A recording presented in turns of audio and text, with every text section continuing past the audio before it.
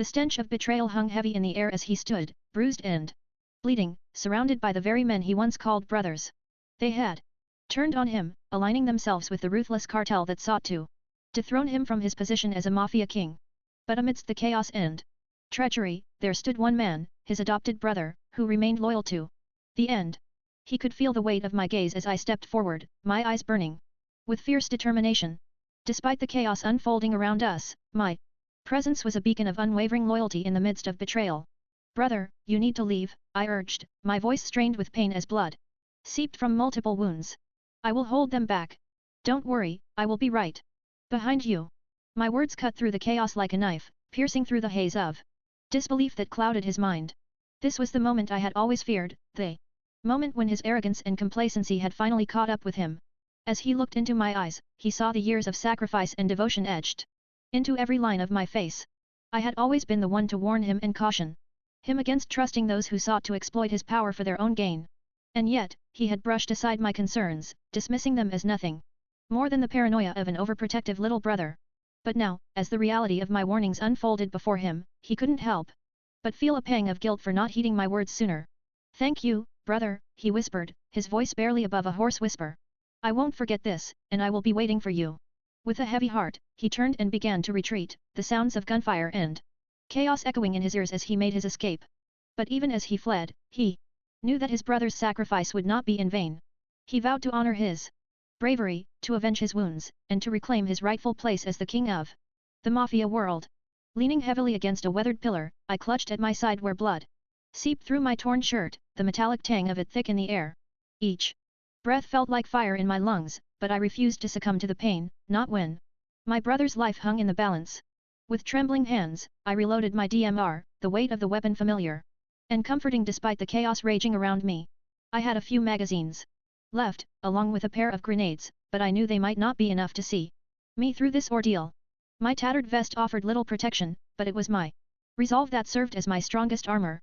Through blurred vision, I watched as my brother, battered but unbowed, climbed into the armored SUV that I had commandeered to breach the enemy's trap. Relief washed over me at the sight of him escaping, but it was short-lived as a wave of adversaries flooded into the underground parking lot. As I took aim, a goon armed with an RPG emerged from the shadows, his weapon trained on my brother's fleeing vehicle. Without hesitation, I squeezed the trigger, the crack of gunfire drowning out the chaos as the threat was swiftly eliminated. But more enemies poured in, their weapons trained on my brother's escape route.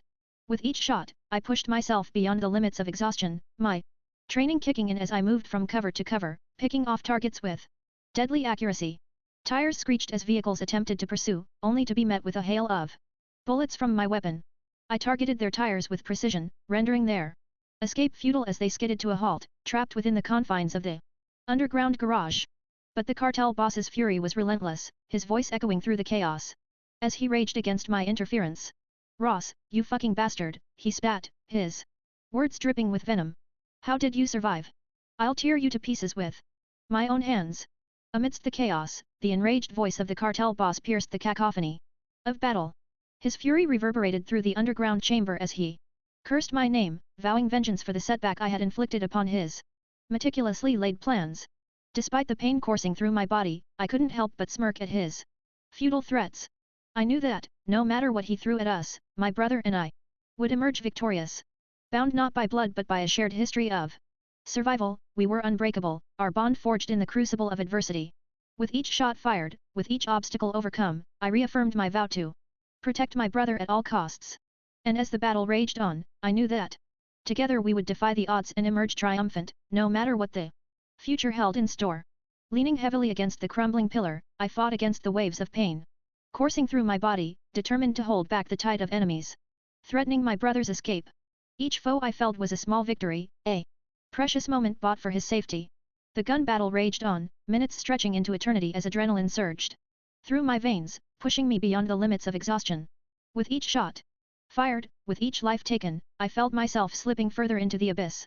Just as I managed to down another assailant, a grenade landed at my feet, a stark reminder of my mortality. Instinct screamed at me to seek cover, but my battered body could only muster a feeble attempt to evade the blast. It sent me careening into the cold embrace of a nearby pillar, my grip on my rifle never faltering.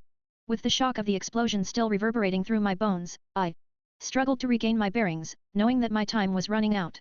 The enemy closed in, their faces contorted with malice as they advanced upon their wounded prey. Ross, there is no point in fighting anymore, why don't you tell us where you sent Jonathan? You know you can still join us, you are a valuable asset. Your brother just treats. Bang, a gunshot found its mark, blowing the head of a man who was trying to convince me he was the right-hand man of my brother, who led my brother into this trap. But even in the face of certain death, I refused to yield. With one final act of defiance, I squeezed the trigger, a single shot piercing the air as it found its mark. Pablo, you dumb fucker! I snarled, my laughter tinged with madness. My brother survived, and soon your end will be anything but pleasant. My bravado, however, was short-lived as 2 bullets tore through me, each one a searing reminder of my mortality. With my rifle slipping from my grasp, I scrambled to retrieve it, desperation lending strength to my faltering limbs. Yet before I could reach it, a heavy foot pinned my hand to the ground, the weight crushing down on me. Agony flared as 2 more bullets pierced my back, my world spinning in a haze of pain and fury. A cartel member cocked his gun to finish me off with a headshot, but a quick shout from the cartel leader made him stop. No. This bastard needs to suffer. He cannot die so easily. Bring me my knife, I will personally chop him to pieces. A sinister smile spread across the cartel leader's face as he approached, a gleaming machete held aloft in his hand. With a savage kick, he flipped me over, his intentions clear in the cold gleam of his eyes. But I could not help but smile as he got closer. I hurled the final grenade at his feet with a daring flick of my wrist. Boom! Dumb fucker! With a thunderous roar, the explosion tore through the air. And all I could do was smile. As chaos engulfed us one last time, I closed my eyes, a sense of grim satisfaction washing over me. For even in death, I would not go quietly into the night. With a final, ragged breath, I embraced the darkness, my spirit soaring free. Even as my body lay broken and battered on the cold, unforgiving ground. And in that fleeting moment of peace, I found solace in the knowledge that I had fulfilled my purpose, that I had served my brother with all the strength and courage I could muster. Rosinante, his little body impaled by a vicious arrow, his face a mask of pain and resignation. But as the tormentors continue their brutal assault, a strange sensation washes over him, a feeling of disorientation and displacement that he cannot quite comprehend. With a jolt, Rosinante becomes aware of a presence within him, a foreign consciousness that whispers of a life not his own. Confusion clouds his thoughts as he struggles to make sense of this surreal experience, his mind reeling with the sudden influx of memories and emotions that do not belong to him. As the darkness of unconsciousness threatened to engulf me, I felt a strange sensation wash over me, a shift in my very being as a new soul began to meld with my own. The chaos of the scene around me seemed to fade into the background as Doflamingo's desperate cries pierced through the haze, pulling me back to the harsh reality of our situation. With a sudden jolt, I became acutely aware of the absence of pain, which was replaced instead by a surge of strength and vitality that coursed through my veins. It was as though I had been reborn into a new body, my senses heightened and my mind was clearer than it had ever been. Great! I got a chance to retaliate, I thought I would have to endure it silently all my life.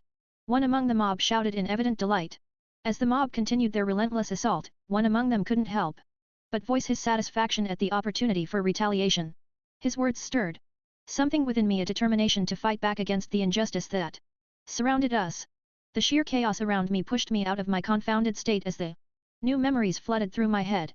That is when I understood I was reborn into the world on one piece. The last arrow somehow altered fate and took the life of an 8-year-old Don Quixote Rosinante, and in its place, my soul took over the body. As my soul assimilated into the new body, the pain that had subsided shot back with ferocity. A man fired an arrow towards Doflamingo.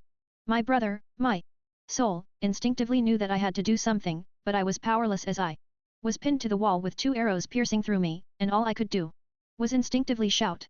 Something deep within me made Doffy feel like Jonathan. Even though my own words were not under my control, I felt like this soul was mine and not mine at the same time. In that instant, I felt a surge of emotion unlike anything I had ever experienced before. It was a brotherhood that transcended dimensions, a bond that resonated with the deepest recesses of my soul. Images flashed before my eyes from both souls, memories of laughter and shared dreams, moments of joy and sorrow that had woven the fabric of their brotherhood over the years. And yet, amidst it all, there was something more. Something that tugged at my heartstrings with an undeniable force. In my eyes, I saw not just Rosinante's brother but a reflection of my beloved brother, Jonathan. It was as if Daffy had somehow unknowingly become Jonathan, embodying all the qualities that I had admired and cherished in my sibling. Daffy. Nuu. Although I knew my brother would survive this ordeal from my past memory, I couldn't help but panic. Somehow, the love and affection of Daffy in my heart were the same as the ones I held for my brother Jonathan in my past life. You bastards! Let my brother go! I swear, I will rip you to pieces if I lay my hands on you! I screamed as blood oozed through my wounds. Oi, look! What we have here! The kid is still alive after taking 2 arrows, it seems like. He wants more. The man who shot the arrow at Daffy mocked me and turned his attention to me as he knocked a new arrow onto his bow. My children are innocent. Please aim your arrows at me. I heard the pleading words of our father, who was responsible for our ordeal. If not for his foolish act, we might not have to suffer, and our mother would have been alive today, but my concerns were more about Daffy's condition. I tried to break free from the restraints, and although the bind held firm, I knew if I tried I could break free. But my resolve was tested further as another arrow found its mark, piercing through my legs with a searing pain. The leader of the mob, sensing my attempts to break free from my restraints, aimed to quash any resistance with a cruel and calculated strike. Tui. These vermins are sure annoying, he spat, his words dripping with contempt. Quick, finish them off before the Marines arrive. Arg. I couldn't help but scream in pain and frustration. It was then that I realized my eyes had been bound, but somehow I could still observe what was happening outside with clarity. Amidst all that pain, I had missed this crucial detail. Using my newfound senses, I tried to probe my brother's condition. And that's when a sudden, soul-freezing chill emanated through the entire mob. I will get even. Doflamingo's demeanor had completely shifted, and all I could feel was hatred in his voice. I'll get even with you idiots, he continued. Brother, I called out in concern. Though I knew what was about to happen, so I couldn't help but sigh a bit in relief. It's okay, little brother. I'm not gonna die, Doflamingo addressed me, his words filled with determination. I'm going to survive, no matter what these guys do to me. Stay strong, little brother. Someday, I will come and kill every one of these jerks who have harmed us. The entire mob went silent at the blatant declaration of the young boy pinned to the wall. Everyone realized that he meant every word. Some instinctively retreated back a few steps due to fear, while others aimed their weapons at me and Doflamingo, eager to bury these 2 little monsters. Contrary to everyone's expectations, a sudden burst of energy erupted from Doflamingo as he screamed, I will kill you all. A surge of Conqueror's haki rippled through the mob, and I could clearly observe, even with my blindfold, how the mob fell like broken twigs. Even our father was knocked out by the pressure. Only myself and my brother Doflamingo remained conscious. Though I had innately awakened my observation haki, the range was not very large. Still, I picked up the life signal of a boy about our age who hid amongst the rubble. He was outside the radius of Doflamingo's conquerors haki, so he remained conscious. My distraction was cut short as I heard my brother's voice calling out to me in concern. I struggled for quite some time, and despite the pain, I broke free from the binds. I fell almost 20 feet, but I didn't take any damage. I was puzzled, but I related it to the physique in this new world. I struggled towards a sword that now lay on the ground and cut the ropes that bound me. Although I was battered and bruised, I quickly made my way towards Daffy. Brother, wait, let me help you down. I searched among the fallen mob and was luckily able to find an old, tattered pistol. With trembling hands, I took aim. But the experience from my past life didn't fail me. With a single accurate shot, I severed the rope that held my brother to the wall. I rushed towards where my brother fell. His current condition was much better than mine. The only major injury was an arrow, but it was not fatal. I quickly helped Doflamingo out of his binds, and when he undid his blindfold, fatigue caught up to me, and I fell unconscious. As consciousness slowly trickled back into my senses, I stirred from the depths of the weakness that had engulfed me. It felt like I had been sleeping 4 days, my body wrapped in bandages that hinted at the severity of my injuries. Blinking away the haze of sleep, I took stock of my surroundings. I found myself in a shabby little room, its walls adorned with peeling paint and cracks that snaked across the ceiling. The dim light filtering through a small window cast long shadows, adding to the eerie atmosphere of the unfamiliar place. It was a stark contrast to the luxurious settings I was accustomed to. And I couldn't shake the feeling of unease that settled in the pit of my stomach. Oh, you are awake. A voice, strangely high-pitched and tinged with humor, broke through the silence, pulling my attention to the corner of the room. There sat a man, his figure looming large despite the cramped space. His features were obscured by a mask, carved with intricate designs that spoke of a hidden strength. Slowly, I sat up from my bed, every movement sending a jolt of pain through my battered body. As I struggled to orient myself, my eyes met those of the large figure in the corner, and recognition dawned upon me. It was young Pika. Despite the pain, I managed a weak nod of acknowledgement, my mind racing with questions. How did I end up here? And why was Pika, a member of the future Don Quixote pirates, in this unfamiliar place?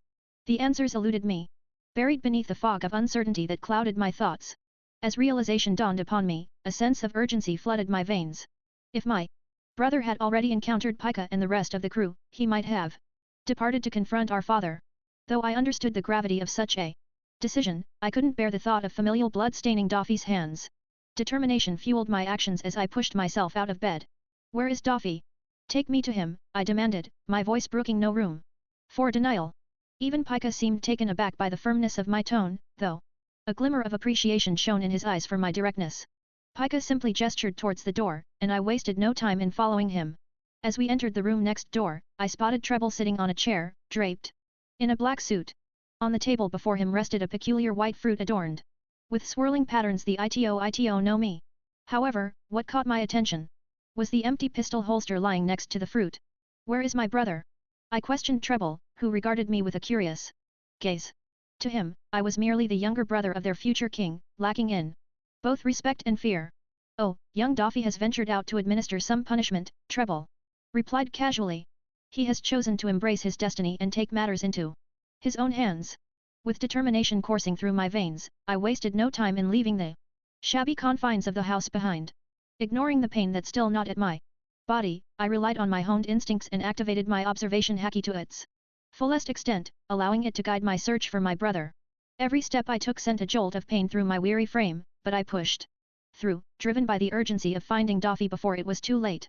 My senses heightened, I scanned the surroundings with acute focus, scrutinizing every shadow and sound for any trace of my brother's presence. Through the bustling streets and winding alleys, I pressed on, my determination unwavering despite the obstacles that lay in my path. With each passing moment, the weight of uncertainty pressed down upon me, fueling my resolve to reunite with my brother and ensure his safety. As I continued my search, my heart pounded in my chest, a constant reminder of the bond that tethered me to Daffy. Just as I was about to cross the street, I chanced upon young Fergo and Diamante, who had concealed themselves and were observing something. My instincts led me in the direction where they were spying. Approaching cautiously, I witnessed a distressing scene unfold before me. Homing, bruised and battered, lay on the ground, while Daffy stood next to him, gun pointed at the man's forehead, poised to pull the trigger. Fearing the worst, I rushed forward with all the speed I could muster. Bang, the pistol fired. Luckily, I arrived just in time. The bullet pierced my shoulder, leaving behind a nasty wound. Despite the pain, I firmly held onto my brother's wrist, denying him the chance to fire a second shot. Let me go. Daffy's anger was palpable, his temper rising with each moment I withheld him. But I refused to let him tarnish himself with unnecessary bloodshed. Stop it, Daffy. He's not worth it, I pleaded, attempting to reason with my brother.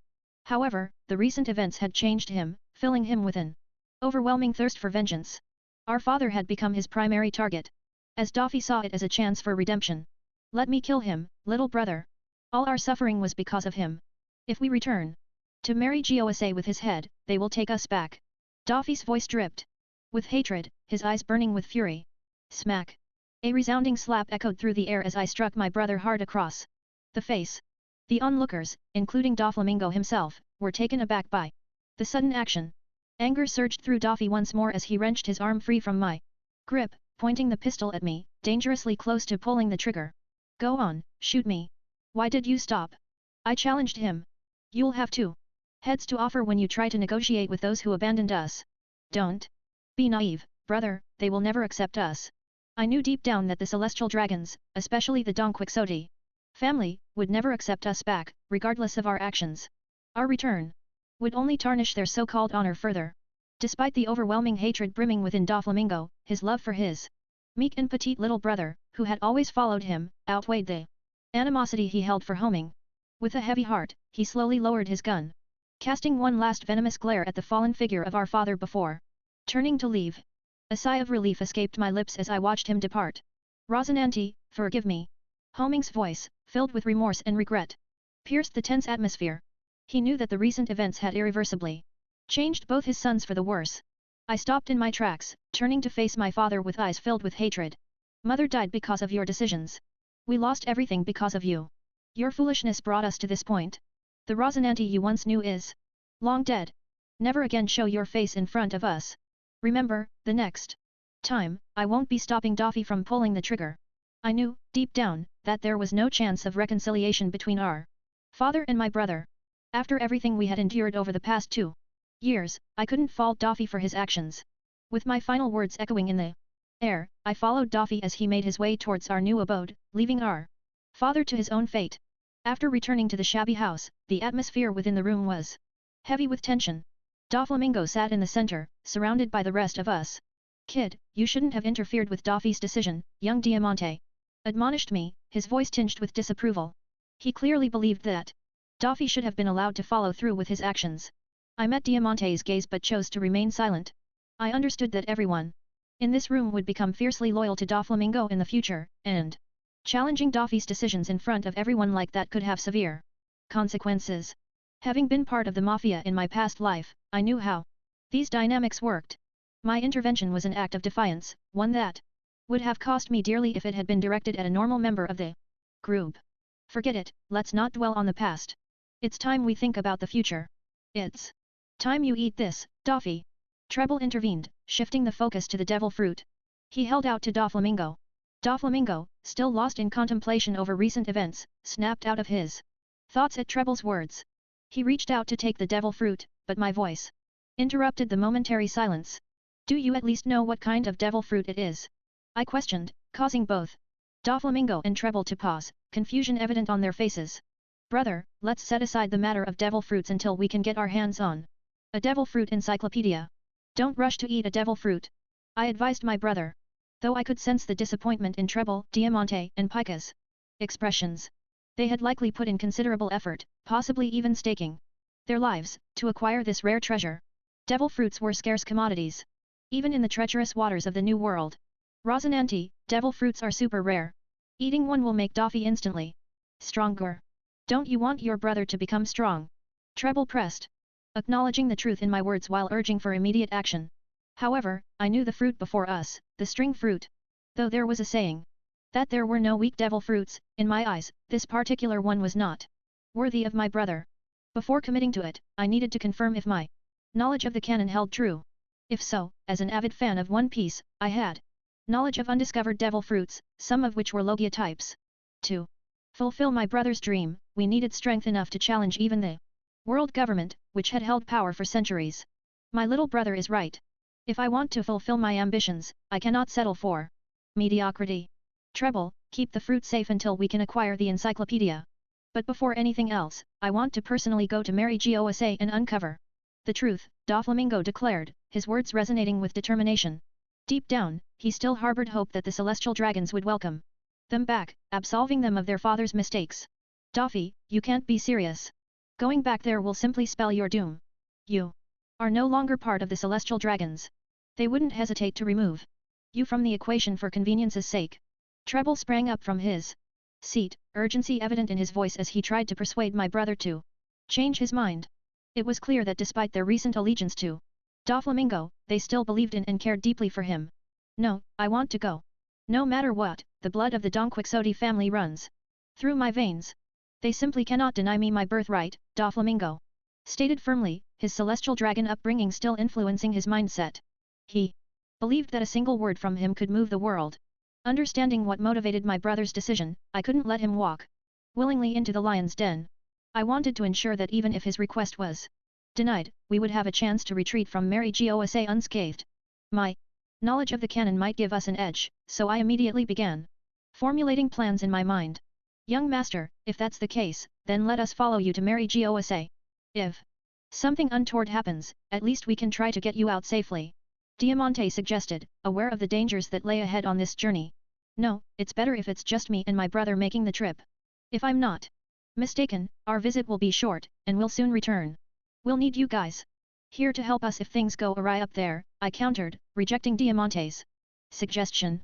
I knew it was better to keep our small force hidden, ready to facilitate our escape if necessary. Doflamingo was surprised by my sudden assertiveness, but he realized that the recent hardships we had endured had changed me for the better. He understood that his once meek little brother wouldn't survive in this cruel world unless he adapted. But Treble began to protest, but a glance from Doflamingo silenced him. Doffy signaled for me to continue, placing his trust in me as his last blood tie. Do you guys have any transponder snails on hand? I inquired, turning to the 3 future executives. They exchanged glances before shaking their heads. In unison.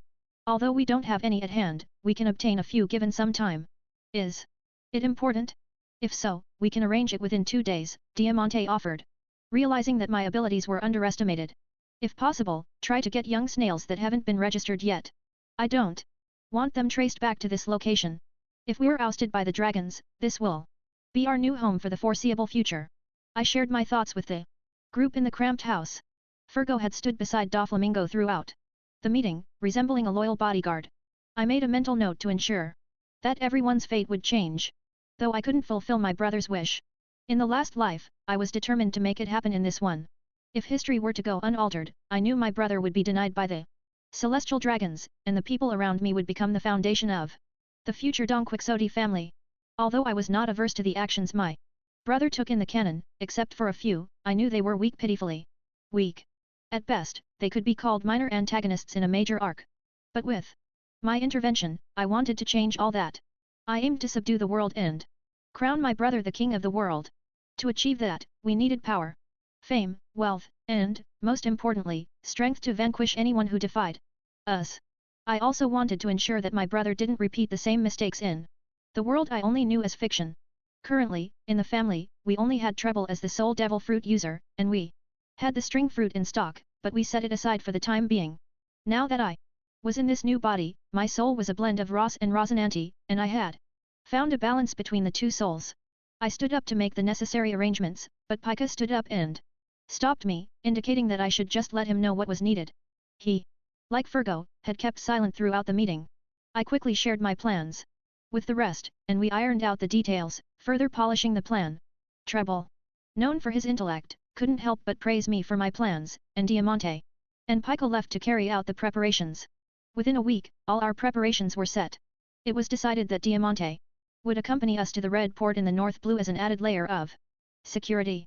Fergo chose to follow my brother, even when asked to stay back, so it was decided that he would accompany us until the Red Port. Young Diamante and 3 children boarded the little caravel that we had taken from a group of small-time pirates. The size of the craft was perfect for our mission, and we had provisioned ourselves well enough to reach the Red Port comfortably without any stops in between. Treble had also acquired 2 pairs of young transponder snails, providing 1 each to Doffy and Diamante. As we set sail towards Mary Gosa, Doffy was patiently looking forward to his chance at redemption, but I held no such hope. Instead, I dedicated the time towards my training, understanding that in this world, without enough strength, we would be nothing but bugs waiting to be crushed at any time. Here, young Master Ross. Fergo handed me a strip of black cloth. I had specifically asked for his help in my training. I blindfolded myself and tossed an iron rod towards Fergo. Hit me, Fergo, I requested, asking him to strike me with the iron rod. Doflamingo, by my side, although distracted, was eyeing my actions curiously. Even Diamante was observing my antics as the sea was calm and the winds were steady. Are you sure about this, young master? Although Fergo asked me the question, his gaze was directed at Doffy, who had now turned his complete attention towards my action. With a nod from my brother, Fergo launched a quick overhead strike. As if by magic, before the attack could connect, I sidestepped, dodging the incoming attack completely. Fergo was confused for a second, and he couldn't help but scratch the back of his head. Again, Fergo, but a bit faster this time. You are as slow as a snail. Even my grandmother can swing the rod better, and don't stop this time, I taunted. As I dodged the first attack, I understood that somehow my transmigration had spiked the mediocre talent of the original host, and the observation hacky had already crossed the threshold of the reaching an unprecedented stage. Suddenly, Fergo turned serious at my blatant mockery and unleashed a barrage of attacks. He swung each strike with ferocity, and the more attacks I dodged, the more frustrated he became. I observed as his face turned ugly. Because he couldn't perform in front of Daffy. Daffy was already standing in sheer excitement, seeing how his young brother was dodging all these attacks. Blindfolded. Only Diamante, a failure who couldn't survive the new world, understood the true significance of my actions. After a few minutes of aggressive swinging, Fergo fell to his knees, defeated. He was huffing and puffing, trying to land a hit on me while I casually dodged each attack. Although I looked relaxed on the outside, I knew internally that I was struggling to keep my observation haki continuously for a few minutes. If I wanted to be a true powerhouse in the future, I knew that I needed to hone my haki to a stage where it was as simple as breathing. As Fergo fell, my brother rushed forward to check if he was alright. Little brother, what was that? What kind of trick was that? You dodged every single attack blindfolded for the past few minutes. Daffy wanted to know exactly what technique I used, and if possible, he wanted to learn it too. That, Daffy, is one of the 3 haki powers inherent to human beings, known as observation haki. It is a form of haki that grants the user a 6th sense, allowing them to sense the presence, strength, and emotions of others, as well as gain limited precognitive abilities when trained to the extreme. However, it was Diamante who answered first. Young Diamante had still not recovered from his shock at my display of observation haki prowess. Although he had come across haki users during his short time in the new world, he had never heard of anyone mastering observation haki to such an extent at such a young age.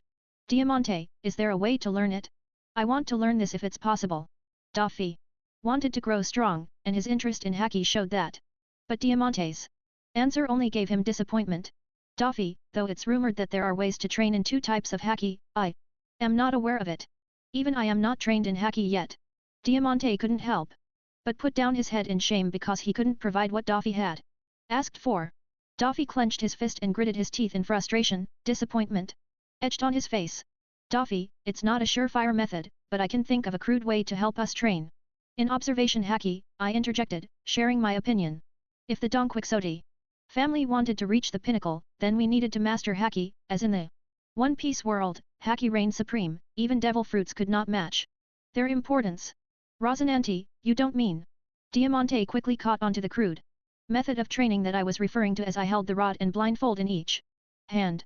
Both Fergo and Daffy were confused, but my wide grin made them sweat as if they were going to experience hell. The time until we reached the Red Port was simply hell on the little caravel. Even Diamante was not spared from the training regimen. At first, he did not believe that the famed haki could be unlocked in such a crude manner. However, after a week of repeated beatings with a wooden pole, both Fergo and my brother showed signs of instinctively dodging a few attacks. As time passed, both Fergo and Daffy started dodging even more hits. This excited Daffy so much that he made Diamante go through the training regimen as well. As a young teen who had missed the best time for training, according to his little brother, all 3 kids simultaneously struck while Diamante was blindfolded to increase the intensity and help Diamante awaken observation haki faster. 1. The trip towards Red Port took longer than anticipated, as Diamante prioritized the safety of the little ones. Even the small-time pirates who targeted the caravel were quickly dispatched by Diamante, who unleashed hell upon anyone who threatened them. He needed to vent out his frustration, as the 3 little monsters in the boat had been hitting him daily in the name of training. After 3 weeks of travel, the caravel finally made it to the Red Port on the side of North Blue. There were large lifts that connected all the way from the Red Port to the top of the Red Line, where Mary Gosa lay. The entire port and surrounding sea area were under the complete control of the world government. One could also see regular patrols by world government and navy ships that guarded the waters of this strategic port. Diamante docked at the port under the guise of being a merchant. The toll was so high that not even moderately rich people could make use of this service. However, Diamante had enough money to pay for the toll and also secured 2 tickets for Daffy and myself to travel to the top of the Red Line. Little brother, I want you to be at your best. This is our final chance at returning to our home, Daffy said excitedly as we slowly moved up the lift. Both myself and my brother were adorned in some of the finest clothes money could buy in North Blue, though they were stolen. As the lift reached the top, Daffy moved with the arrogance inherent to the celestial dragons. As we moved away from the regular path and towards the Holy Land, my brother's dream shattered as we reached the main gate. Halt! How dare you peasants try to enter the Holy Land so brazenly?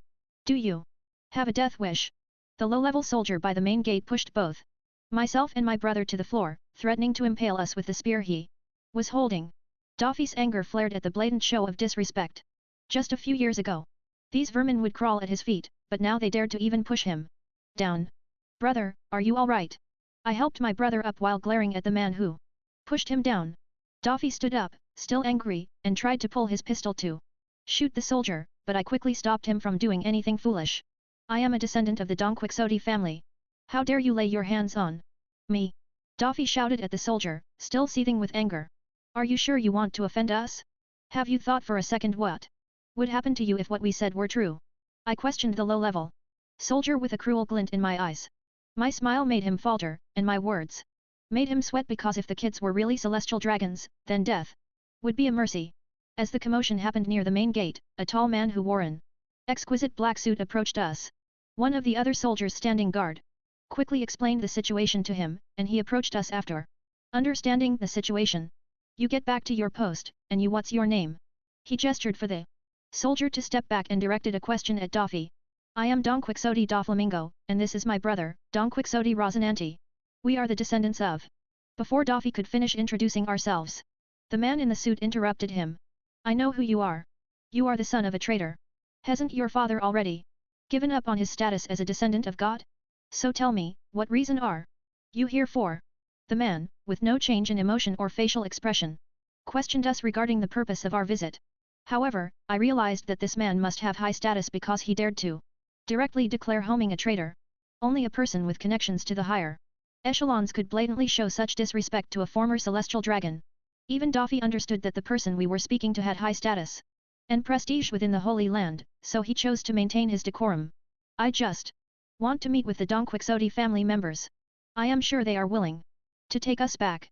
We cannot be faulted for our father's mistake. The man in the suit couldn't help but smirk when he heard Daffy's words, because he knew what would happen if the kids really approached the other Don Quixote members. After thinking for a few moments, just for amusement's sake, he gestured for an armed soldier and whispered a few words into his ears. Although I wanted to eavesdrop using my heightened senses, I chose to hold back in the name of precaution. The guard swiftly departed to carry out his orders, leaving my brother and me waiting patiently. After a few moments, he returned with a group of soldiers, and at their center stood someone we both knew well, our uncle. From his approach, I could tell he was pleased to see us again. Ah, my dear nephews, it's been far too long. Why are you waiting out here? Come in, come in. No one would dare to stop you with me by your side, our uncle boasted with the arrogance befitting a celestial dragon. The guards around him maintained a respectful distance, and unlike most celestial dragons, he didn't use a slave mount for travel.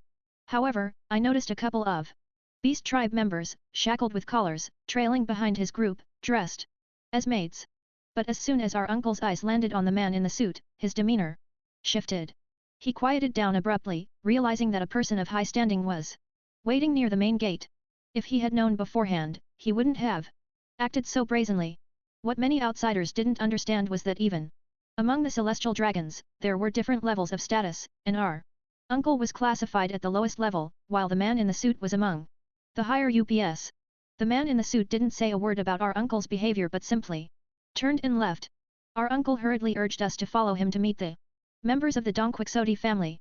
Before we left, I discreetly passed a sheet of paper to one of the guards, instructing him to deliver it to the man in the suit. It was our insurance in case things took a turn for the worse, as my gut instinct told me they might sooner than later. Our uncle led us to the palace area designated for the Don Quixote family. Different areas were assigned to the descendants of various families. As we entered the expansive garden allotted to the Don Quixote family, it became evident that some sort of gathering was underway. Other descendants noticed our uncle's arrival, followed by two children, and they approached us with curiosity. Among them was little Mjasgard, who eyed us with interest. It had been years since we left Mary Gosa, and he must have forgotten about us. Father, are they our new slaves? Can I brand them personally? One of the children standing next to their parent couldn't resist asking, their curiosity reflecting the mindset of many children at Mary Gosa, where slaves were treated like toys, and the more they had, the happier they were. Our uncle couldn't help but panic a bit, and Daffy stood in front of me, defensively, trying to protect me, his hand subtly resting on the pistol tucked behind his back. Ahem, these are my nephews, descendants of our Don Quixote bloodline, our uncle quickly interjected, gesturing for Daffy to introduce himself. Daffy stepped forward confidently to introduce himself, but before he could utter a word, his dream was shattered. A half-eaten pie splattered right across his face, catching us all off guard. I was too slow to react, and the contents of the pie stained my brother's new clothes. Too, aren't they the spawns of that traitor homing? What are they doing here on the Holy Land? One of the descendants questioned me in disdain, spitting on me as he spoke. The faces of most adults in the gathering turned ugly at the revelation of our father's identity. Daffy's anger flared, his veins popping, as he witnessed the man insulting me by spitting on me. Meanwhile, the guard I had assigned the paper to had caught up to the man in the suit and handed over the paper. The man superficially glanced at it at first, but as he read further, his expression grew increasingly serious. Without hesitation, he hastened towards the interior of the castle, where the elders resided. If what was written on the paper was true, the elders needed to be notified immediately. Back at the Donquixote garden, tension was palpable as more and more voices joined the chorus, branding us as traitors. Each insult seemed to chip away at Daffy's composure, his face contorting with rage. Enough! Daffy erupted, his anger simmering just beneath the surface. I placed a reassuring hand on his shoulder, silently urging him to remain calm. Amidst the storm. You worm, how dare you raise your voice? You're nothing but nobodies now. Stripped of your status by your traitorous father. Why isn't he here begging alongside you? One man sneered, his words dripping with disdain. I am a dragon, I was born a dragon, you cannot deny me my birthright. I will kill you all, I will kill you all if you stand in my way. Daffy had already lost control as all his dreams came crashing down around him. I tried to rein in my brother, but Daffy was too lost in rage. I was wondering who was bold enough to interrupt the gathering that I personally hosted. It seems like a lost pair of pups that want to pretend to be dragons. What your father did left a stain on our Donquixite family in front of the families of other descendants of God, but that bastard homing made us lose face in the whole of Mary Gosa, and you still have the audacity to call yourself a dragon. An old man who seemed to hold high authority stepped up. As the crowd around him parted, our uncle, realizing the futility of defending us, retreated with Mjasgard by his side, unwilling to challenge the old man's authority. As Daffy reached for his pistol in a foolish attempt to intimidate our accusers, shadows flickered around us, signaling impending danger. Before we could react, we were struck with brutal force, the attackers showing no mercy as they pinned us to the ground with trained precision. The old man leisurely took a seat, his gaze fixed on us with a mixture of amusement and cruelty. A good dog needs a collar and a master. Gift them the new collars, he ordered, as men approached with slave collars, sealing our fate. Now that the dogs have their collars, it's time to find them masters. We'll hold a small auction for these unique slaves, sure to fetch a high price, the old man announced, his words sending a chill down my spine. Daffy's conqueror's haki began to manifest unconsciously, a testament to his growing resolve. But before he could assert his dominance, the old man's agent struck him down once more, quashing any resistance. Oh ho ho ho, this is quite a surprise. It seems like they're not your ordinary breed of dogs. Let's make this event even grander, the man whispered a few words to his aide, his eyes gleaming with malice as his aide hurried to carry out the orders. Within minutes, the once tranquil garden had transformed into a bustling auction venue, tables hastily arranged to accommodate the eager attendees. Word of the impromptu auction spread like wildfire, and the Donquixote family saw it as an opportunity to assert their dwindling status, tarnished by our father's betrayal. I couldn't fathom the twisted logic behind publicly shaming us, but I clung to the hope that my plan would offer us a chance to escape this dire situation. Daffy and I were made to kneel on the makeshift podium at the center of the garden, feeling exposed and vulnerable. The old man watched with amusement as his aide assumed the role of auctioneer, while our uncle desperately sought forgiveness for our predicament. This will be a simple auction, but both products are of supreme quality and may never again grace the market, the aide explained, pushing me to the forefront. Relief washed over me as I realized it wasn't Daffy facing the humiliation of being auctioned off. I had to buy time, even if it meant sacrificing myself to spare my brother from this indignity. The starting bid will be 1 billion belly, with each paramecia and regular zoan fruit priced at 200 million. Zoan types ancient, mythical, and logia each at 500 million, 1 billion, and 1 billion, respectively. Random fruits will be priced at 100 million each, the aide elaborated, shocking me with the commodification of devil fruits, once considered rare treasures in the world of One Piece. Let the auction begin, the old man's aide announced, but a dissenting voice quickly interrupted. Wait. We need to test the goods first. What if the slaves are non-compliant? After purchase? That would be a loss, the voice reasoned, belonging to a member of the Donquixote family. Very well. You may test the product before proceeding with the auction, the Aide conceded, and the man who raised the concern stepped forward, eyeing me with disdain. You, brat, quickly kneel down and bark like a dog befitting your station, the man arrogantly ordered me. However, I simply looked at him blankly, as if he were a fool. The more time passed, the more insulted he felt. Even the aide grew angry, and a whip sliced through the air, striking my back and tearing through my clothes, drawing blood as the lash ripped into my skin. Daffy, subdued by my side, gritted his teeth so hard that they bled. He knew it was all his fault. If not for him, I wouldn't have ended up in such a situation. He wanted to exact vengeance on every single one of them. He understood why I was acting defiantly. I was buying time so he wouldn't have to endure such humiliation. Kneel, you vermin, the man barked, and another lash connected with my back as I stood defiantly. More strikes followed, with the entire venue falling silent. My entire back was now covered with fresh, bleeding wounds, but I stood as if nothing had happened. Tears welled in my eyes from the pain, but my face held a defiant smile, refusing to bend to their whims. I would have long buckled if it weren't for my will holding me up. The old man from the Don Quixote family felt increasingly insulted as whispers and mockery spread among the crowd. His eyes glinted dangerously with anger as he eyed his aide, who began whipping me more harshly than before, heedless of where the blows landed. My clothes were soon torn apart, leaving me naked and bleeding in front of the jeering audience. Yet, despite the humiliation, I clung to my defiance, refusing to bow to these vermin. Enough with this farce, the old man barked, his voice cutting through the chaos. Do you think you're unbreakable, boy? You have no idea. With a gesture, he commanded his guards to dismember Daffy. Shock rippled through the crowd, even among the celestial dragons present, but there were those who relished the spectacle. Panic seized me as a guard drew his sword, poised to strike my brother. My knees buckled, betraying my resolve. Don't, little brother, Daffy urged, his voice strained with emotion. Don't give in. It's just an arm. But as the guard raised his blade, I knew I had no choice. I dropped to all fours, submitting to their demands to spare my brother.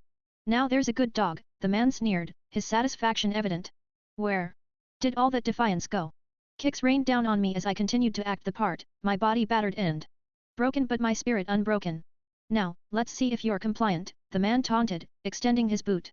Reluctantly, I obeyed, licking the filth from his shoe, all the while seething with rage and humiliation, wanting nothing more than to rip the man's throat, but the guard standing behind Daffy with a raised blade made me carry through. The old man chuckled triumphantly, pleased with his product. I bid $1 billion. He announced, his voice ringing through the garden. The bidding resumed. The price escalating with each offer. Finally, the bidding reached its peak, and another old man declared, 10 billion, a mythical zoan, an alogia. The auctioneer nodded, as there were no more bids. Sold. This unique slave will belong to the J. Garcia family from today on. Congratulations on your purchase. Please step forward to brand your slave personally. With a sense of finality, I watched as the highest bidder approached, ready to leave his mark on his new property.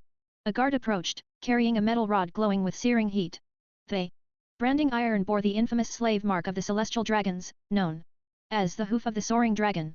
2 burly guards pinned me down while another carefully transferred the branding iron to the hands of the winning bidder, who couldn't contain his jubilation. With a gleeful grin, he pressed the scorching seal against my back, the heat searing through flesh and blood to etch the mark onto my very bones. Arg. The pain was excruciating, tearing a scream from my throat as the hot metal seared into my skin. Just as the onlookers prepared to resume their revelry, a group of soldiers burst into the scene, their urgency palpable. Words were exchanged, and the man of highest status among the celestial dragons visibly began to sweat. Under the pressure of their conversation, panic rippled through the ranks of the celestial dragons as the news spread like wildfire. In that moment, I realized that my plan had succeeded. The reaction of the elite was a testament to the impact of our unexpected intervention. I couldn't help but laugh defiantly like a madman one last time before I passed out. The same evening that I fell unconscious after the auction, a caravel hastily departed from the Red Port under the watchful eyes of a few CP agents. Meanwhile, at the heart of the Holy Land, the 5 elders, the highest governing authority of the world government, gathered for a meeting. Was it wise to let them go like that? They could pose a problem in the future. It's not too late to send a few ships to hunt them down, remarked a bald elder, his tone suggesting a desire to eliminate the potential threat. No, we cannot take such drastic action. We do not know with whom else the children have shared their information. They may be young, but they have shown meticulous planning. It would be prudent to monitor them closely for Now, countered another elder, who wielded a sword, acknowledging the cunning of the youngsters. I am more concerned about how they accessed such sensitive information. We should monitor the Dongquixote family more closely.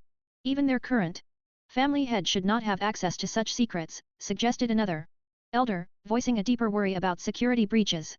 Those children will remember this incident. They are promising seedlings, a rarity even among our own descendants. If only Homing hadn't acted so recklessly, the swordsman elder mused, acknowledging the potential of the young escapees. What if they do remember? At most, they will be a minor inconvenience. Let us move on and discuss the matter of the vacant admiral position. We have promising recruits from last year, showing immense potential. We should nurture them and, if necessary, provide them with suitable Logia devil fruits from our collection, diverted the final elder, shifting the focus to the development of the Marines. When I finally regained consciousness, I found myself in a small cabin, with Daffy sitting patiently by my side, his eyes still stained with tears but a glimmer of relief shining within them as I opened my eyes. He didn't say much, and I could sense the weight of guilt he carried for my suffering and humiliation. I didn't want to reopen his wounds, so I kept my words soft. How long? How long was I out? I whispered, just loud enough for him to hear. 3 days. We left Mary Gosa on the same day, Daffy replied, his voice carrying a mixture of exhaustion and determination. Your plan worked flawlessly. I was called to meet the elders, but they realized we had backup plans in case of capture. They had no choice but to let us go. But I'm certain they're wary of us, especially you. I've already arranged for us to move to the island of Downs as an added precaution. As I sat up, I noticed that most of my wounds had healed, leaving me bandaged like a mummy. Yet, the mark on my back still stung, whether from physical pain or the memories it invoked. I couldn't tell. It's all right, Daffy. We knew something like this could happen. We should be grateful we made it out in one piece. And it's not like we're not going to make them pay someday, I reassured him, hoping to alleviate his guilt. At the mention of payback, Daffy's head lifted, his eyes filled with resolve and a burning hatred. In that moment, I realized that the Daffy before me was no longer the same as the one from the canon. This Daffy held a fierce determination to dominate the world and exact vengeance upon all who defied us. And I was proud to stand by his side, following a brother with such unwavering resolve. I promise you, little brother. Someday, I will make them pay. Every last one of them will regret crossing us. They will rue the day they dared to defy us. Daffy declared, his fists clenched with a determination never to experience such humiliation again. The next day, despite Daffy's insistence that I rest, I found myself moving about the caravel. My body's vitality and resilience were unlike anything I'd ever experienced. Initially, I attributed it to the peculiar traits of this world, but after Diamante's assessment of my wounds, I realized I was different. I was built differently. While an ordinary person with an above-average physique and vitality would have needed over a month to fully recover from such injuries, I managed to do so in under 4 days. Daffy chose to keep most of the events that unfolded at Mary Gosa from Diamante and Fergo. He only shared superficial details, but even with the limited information, Diamante must have sensed that something significant had occurred. With the visible wounds on my body and the branded slave mark etched into my back, his deductions weren't far from the truth.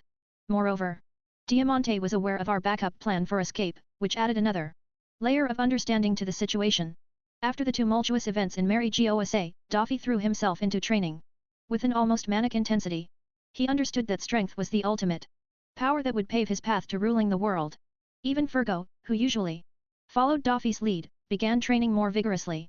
While Fergo possessed a rare talent for taming haki, Daffy's determination made up for any difference in raw talent.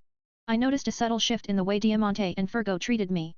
It was as if my position had been elevated in their eyes, perhaps due to the resilience I showed during our ordeal. During our journey back, Diamante took a deliberately longer route to potentially throw off any pursuers. Although I knew that the world government could easily track us if they truly wished, I hoped they deemed us insignificant. Just 2 defeated children in their grand scheme. My hopes were realized as we arrived at Downs Island without incident after a month-long voyage. As the caravel docked on the new island in North Blue, we were greeted by Treble and young Pika, eagerly awaiting our arrival. It was a relief to see familiar faces, especially those we could trust implicitly. As Daffy and I made our way to our new dwelling within the scrapyard, followed by our group, we stumbled upon a shabby-looking house that would serve as our home. As we settled in, Treble shared the tragic news of Homing's suicide. He had taken it upon himself to provide our father with a decent burial. Daffy remained stoic at the news, but I felt grateful for Treble's gesture. Despite everything, Homing was still our father, and holding on to hatred for a deceased man served no purpose. Daffy, your decision to leave the last town was wise. The entire island was swarming with government agents after we departed. It seems you too caused quite a stir back in Mary Gosa, Treble remarked as we gathered to discuss our future plans. Well, let's forget about them for the time being. They'll calm down soon. Enough. Rosinante, do you have any plans regarding our future? Daffy waved off Treble's praise and turned to me for my opinion. Unlike the original canon, Daffy had matured early, and this would greatly impact the future world. Yes, Daffy. For the time being, I suggest we lay low and focus on training, while simultaneously building ourselves a power base. If you want to rule the world, we'll need strength, status, power, connections, and wealth. We can't afford to lack any of them. They'll be the foundation of our future empire, I explained, drawing from my knowledge of a world ruled by those in power. Rosinante is right, Daffy. As we are now, even going to the nearby island would be dangerous. Even in the first half of the Grand Line, we will not survive. We should start with North Blue. We do have a few connections in the underground. Treble supported my words. The trio chose Daffy for his potential, and his recent changes since returning from Mary Gosa only increased their confidence in him. Learning about my supposed actions from Diamante had made them accept me more warmly than before. In that case, we have a lot of options. We could get involved in weapon trading, smuggling, or even slave trading. Treble began, but Daffy's conqueror's haki flared out involuntarily. His emotions were running rampant. We will never get involved in slavery, not today, not tomorrow, never ever in the future. Anyone from our family who involves themselves in slavery, I will personally rip their heads off. Is that understood? Anything else is fine. Daffy seethed with rage at Treble's mention of slavery. My torment and humiliation at the hands of the celestial dragons had left a deep scar on Daffy's heart. I understood Daffy, neither of us were saints, but his helplessness made him instinctively repulsive towards slavery, one of the major businesses of the underworld. Daffy, I understand the situation, but human trafficking is one of the most profitable businesses that could help us propel our power in the short term. I'm sure Rosinante will understand too. Treble turned to me, seeking my support. I had no aversion to carrying the slave mark, unlike others. What was the worst that could happen? People might try to capture me, thinking I was an escaped slave. But I was resolved to cut down anyone who tried that in the future, so I had no issues with involving ourselves in slavery. However, I also had to ensure that we didn't repeat the mistakes of the world government. However, before I could start, Daffy raised his arms to stop me. That was my order. I don't like people questioning my decisions, and that includes you, little brother. I hope you guys remember this in the future, Daffy declared majestically. We could vaguely see the shadow of the king in the making, and a smile unknowingly crept onto my face as my brother stepped up and lived up to his role. Treble, I know we might have difficulty, but don't worry. Even without involving ourselves in slavery, we will eventually come out on top. Rosinante, show them. Daffy turned to me with a wide grin, and after his words, I walked in to bring back a large sketchbook that was as tall as me and dropped it on the table. For the past month while we were on the caravel, I had dedicated most of my time between my training and this large sketchbook. Only Daffy and I knew what the book contained. Even Diamante and Fergo were not allowed to take a peek under Daffy's strict instructions. Now that the large sketchbook lay before them, they were curious. Treble was the one who first moved to flip the book, and the first page had a detailed sketch of a firearm. The design was way ahead of the current mainstream weapons used in this world. In my previous life, I was a gun enthusiast, and I had even mastered myself in the field of gunsmithing. Redesigning the guns to fit into this new world was an easy task for me, and Daffy did not ask many questions when I introduced him to these weapon designs because he believed in me with all his heart. As Treble flipped through the pages, more and more detailed designs of different weapons were sketched. Diamante and Pica were practically standing on their toes to get a better look at the futuristic weapons. I knew that these weapons might not have much of an impact in a world where things like devil fruit and haki existed, but still, they would give the Don Quixote family a complete monopoly in the field of firearms once we could establish a stable supply source. Daffy, why would you share such important things with us? We have barely known each other for a month or two. In this world, people would stab you in the back for much less. Treble, although delighted, expressed his concern about the trust Daffy had placed in them. Do you guys have any intention to betray me? Daffy narrowed his eyes towards the trio, probing their intentions. No, Daffy, that wasn't what he meant. He just, never mind, let's talk about this. Is this what you were working on during this past month? Rosinante. Diamante quickly intervened, defending Treble's words. He realized that Daffy wouldn't have shared such information if he didn't trust them, so he turned to me for confirmation, to which I simply nodded. Well, if we have this, then you're right, Daffy. We can revolutionize firearms and have a monopoly on this business in the underground. But first, we'll need a place where we can build a stable base. Treble collected himself quickly and added his comment regarding our upcoming idea of establishing a foundation. Daffy picked up a tattered map of North Blue and rolled it open, pointing at a certain island. This is Spider Miles, a port town. However, what many fail to notice is what a treasure trove it is. It's the largest waste processing island, especially when it comes to metal and other related items. Establishing a weapon factory is no easy task.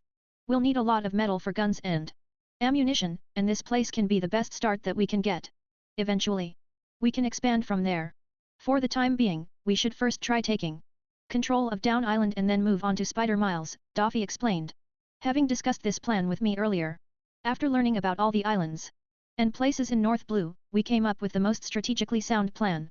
And just so you guys know, we have found a crude way to train observation. Hacky. So both of you will start training from today, and both of you will help me build a base. Daffy pointed at Treble and Pica, while Diamante visibly flinched, because he knew what kind of crude method Daffy was referring to. As for you, Diamante, you will accompany my brother to East Blue. We have the location of a certain Logia-type devil fruit, and it's your duty to retrieve it. And remember, now that you are my family, I will provide you with the best, so do not rush to eat devil fruits. With the information that I have at hand, in the future, we will have quite a few rare devil fruits. As for the string fruit, we will find someone worthy of it, don't worry, Daffy explained. Our first target was the flame fruit, Mara no Mi. Although I realized this might be an alternate universe and everything has changed since I came into this world, my gut instinct told me to check out these locations because, if I was right, our family would come into possession of quite a few rare devil fruits, especially the Logia types and mythical zoans. When I shared the information about devil fruits earlier, Daffy never once questioned the source of the information, he simply chose to believe my words resolutely. I knew that going after the lightning fruit, Goro no Mi, was not feasible with our current standards because the only way to reach Sky Island was either through the knock-up stream or the summit of the High West. So, I had only shared most of these details with Daffy, and for the time being, I would only trust him with these specifics. As the days passed, we grew more accustomed to our new life on Downs Island. While I had initially planned to journey to Sixus Island, I wasn't in a hurry. My priority was to first secure control over the entirety of Downs Island before venturing out to procure the flame fruit. I knew that the fruit wasn't going anywhere, so I prioritized securing our home base first. During this time, I developed a keen interest in swordsmanship. Diamante personally took me under his wing, training me in the basics of swordsmanship. He was pleasantly surprised at how quickly I absorbed his teachings and began to boast about my progress to Daffy. However, Daffy didn't show much interest in swords, so Diamante intensified my training, pushing me to my limits every time we practiced. Today, we'll focus on the basics, Diamante began, his voice carrying authority. Footwork, balance, and precision are the foundation of swordsmanship. Master these, and you'll be one step closer to becoming a formidable swordsman. I nodded in understanding, my eyes fixed on Diamante as he demonstrated the proper stance. His movements were fluid, and each step was deliberate and purposeful. With measured breaths, I mirrored his stance, feeling the muscles in my legs tense as I adjusted my position. Good, Diamante praised, his voice encouraging. Now, let's start with some simple strikes. He guided me through a series of basic strikes, emphasizing the importance of timing and control. With each swing of the blade, I focused on maintaining balance and precision, the rhythm of our movements echoing across the training ground. As the training session progressed, Diamante introduced more advanced techniques, pushing me to refine my skills. We practiced parrying and counterattacks, the clash of our blades ringing out like a symphony of steel. Despite the physical exertion, I was fueled by a sense of exhilaration, with each strike bringing me one step closer to mastery. Sweat glistened on my brow as I pushed myself to the limit, determined to prove myself worthy of Diamante's tutelage. Time flew by, and our first major clash occurred a month after settling down on Downs Island. We encountered a local pirate group that had control over the entire island. It was hardly a clash, more like a one-sided massacre. Despite our youth, our recent training paid off, while the pirates were just your average thugs. I didn't even bother to ask for their group's name. They were a ragtag bunch who relied on sheer numbers, boasting nearly 200 members. Who are you guys? Why are you attacking us? We have no quarrel with you. This must be a misunderstanding, the supposed leader of the group pleaded. Cornered in a shabby tavern where he had been enjoying his drinks. Now, he was missing a limb, which had been severed earlier when he aggressively raised his blade and pointed it toward Daffy and mocked him. More than 20 corpses lay within the shabby tavern, all once belonging to the little pirate group. Daffy leisurely walked and sat down on a chair and observed the man without responding to his pleas. The pirate leader was stalling for time, and I knew he was waiting for the rest of his pirate gang to gather to try and confront us with numbers, but the poor fellow had no idea that his fate had already been sealed. It was then that Daffy said, I really didn't want to shed much blood while settling down on this island. We simply cannot afford to have any disruptions to our plans. Daffy's tone was calm, almost indifferent, as he surveyed the scene before him. The pirate leader's eyes widened in fear as he realized the gravity of his situation. Please spare me. I'll do anything, just let me go. He pleaded. Desperation creeping into his voice. Daffy's expression remained unchanged, his gaze unwavering. You had your chance to negotiate, but you lost it when you pointed that blade at me, he said, his voice cold and final. Without another word, Daffy stood up from his chair, and I drew my sword with fluid grace. The pirate leader's eyes widened in terror as he realized his fate was sealed. In one swift motion, I delivered the final blow, ending the pirate leader's life with a decisive strike. It seems like we have quite the commotion outside, it seems like the rest of the gang is waiting outside to ambush, maybe. Diamante couldn't help but mock the pirate gang's actions. Our entire family has been growing steadily stronger in the past month.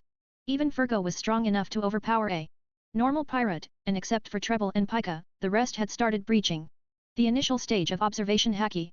I was the only exception, as I had awakened it innately, I just had to hone it steadily. Daffy stood at the front with me next to him, followed by the rest of the family. Daffy gestured to me and Treble to take the lead, as it would be ideal I was able to dodge bullets, and Treble could use his devil fruit to defend himself. I had already observed the surroundings, and I saw more than 100 pirates who had surrounded the tavern to ambush us. With Diamante and Fergo at our backs, we stepped out into the fray, ready to confront the pirate gang that surrounded us. Daffy's confidence radiated like a beacon, his presence commanding respect and instilling fear in our adversaries. As Daffy opened the door for me and Treble, I felt a surge of adrenaline coursing through my veins. With my blade drawn, I charged forward, my senses heightened by the rush of battle. Bullets whizzed past me, but I moved with preternatural speed and agility, dodging and deflecting each projectile with ease. The rooftop snipers posed a significant threat, their vantage points granting them clear shots at our exposed positions. But with my observation haki flexed to its current limit, I anticipated their moves, sidestepping their attacks and redirecting their gunfire back at them with deadly accuracy. As I closed in on the first enemy, I could feel the weight of my blade in my hand, its edge eager to taste blood. With a swift upward slash, I severed the pirate's jaw, his agonized scream drowned out by the cacophony of battle. The pirates, faced with the sudden onslaught, faltered in their resolve. Their attempts at drawing melee weapons proved futile against my lightning-fast strikes. With each adversary I dispatched, their ranks grew increasingly panicked, their fear palpable in the air. Meanwhile, Treble stood steadfast at Daffy's side, his devil fruit powers poised to defend our leader against any potential threats. We fought bravely, but we were not reckless, mindful of the dangers that lurked amidst the chaos. As the fight intensified, I could feel adrenaline surging through my veins, heightening my senses and sharpening my focus. Bullets whizzed past me. Their trajectory was easily predicted with my observation haki. I danced through the chaos with fluid grace, each movement calculated to evade the deadly projectiles. With a flick of my wrist, I deflected incoming bullets, sending them ricocheting off the walls and into the ranks of the pirates. Their cries of pain echoed through the air, but I didn't relent. Every strike was swift and precise, aimed at incapacitating my opponents with ruthless efficiency. As I closed in on the nearest pirate, I could see the fear in his eyes. He swung his blade wildly, but I effortlessly sidestepped his attacks, my movements a blur of speed and agility. With a swift motion, I disarmed him and delivered a powerful blow that sent him crashing to the ground. But there was no time to dwell on my victory. More pirates surged forward. Their numbers seemingly endless. I moved with calculated precision, weaving through their ranks and striking with lethal accuracy. With each enemy I dispatched, my confidence grew, fueling my determination to emerge victorious. Through the chaos, I caught glimpses of my family fighting alongside me. Especially the trio, whose skills had been honed through years of struggle and hardship. Together, we were an unstoppable force. It was a one-sided massacre. But even as we fought, I could sense a shift in the tide of battle. The pirates began to falter as more bodies piled up, their morale wavering in the face of our relentless onslaught. With one clean swing, I beheaded the vice-captain of the pirate group, and we pressed forward, driving them back until they were forced to succumb like the rest of the gang. As the dust settled and the echoes of battle faded, I stood amidst the wreckage, my chest heaving with exertion. But there was no time to rest, not yet. This victory was just the beginning of our journey, and there were still many challenges ahead. Time flew by, and it took us another month to completely bring the entire island under our control because of the lack of manpower on our side. After taking Downs Island completely under control, the new Don Quixote family was officially established. Daffy was the leader, with me being the vice-leader, and the other four were designated the post of elite officers. Drawing inspiration from the original canon, I suggested an idea to represent our family with a deck of cards, and Daffy's fascination with the king's persona led him to claim that title for himself, changing the canon altogether. As for me, I took on the mantle of the Joker, symbolizing the anomaly. They four main squads, each led by an elite officer, were each assigned a suit in the deck, respectively.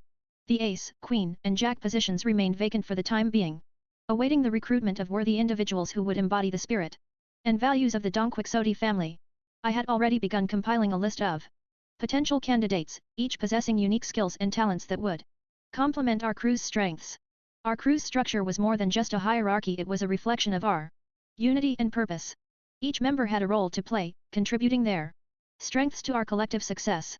And as we continued to grow and expand our influence, our bonds would only strengthen, solidifying our place in the treacherous world of piracy.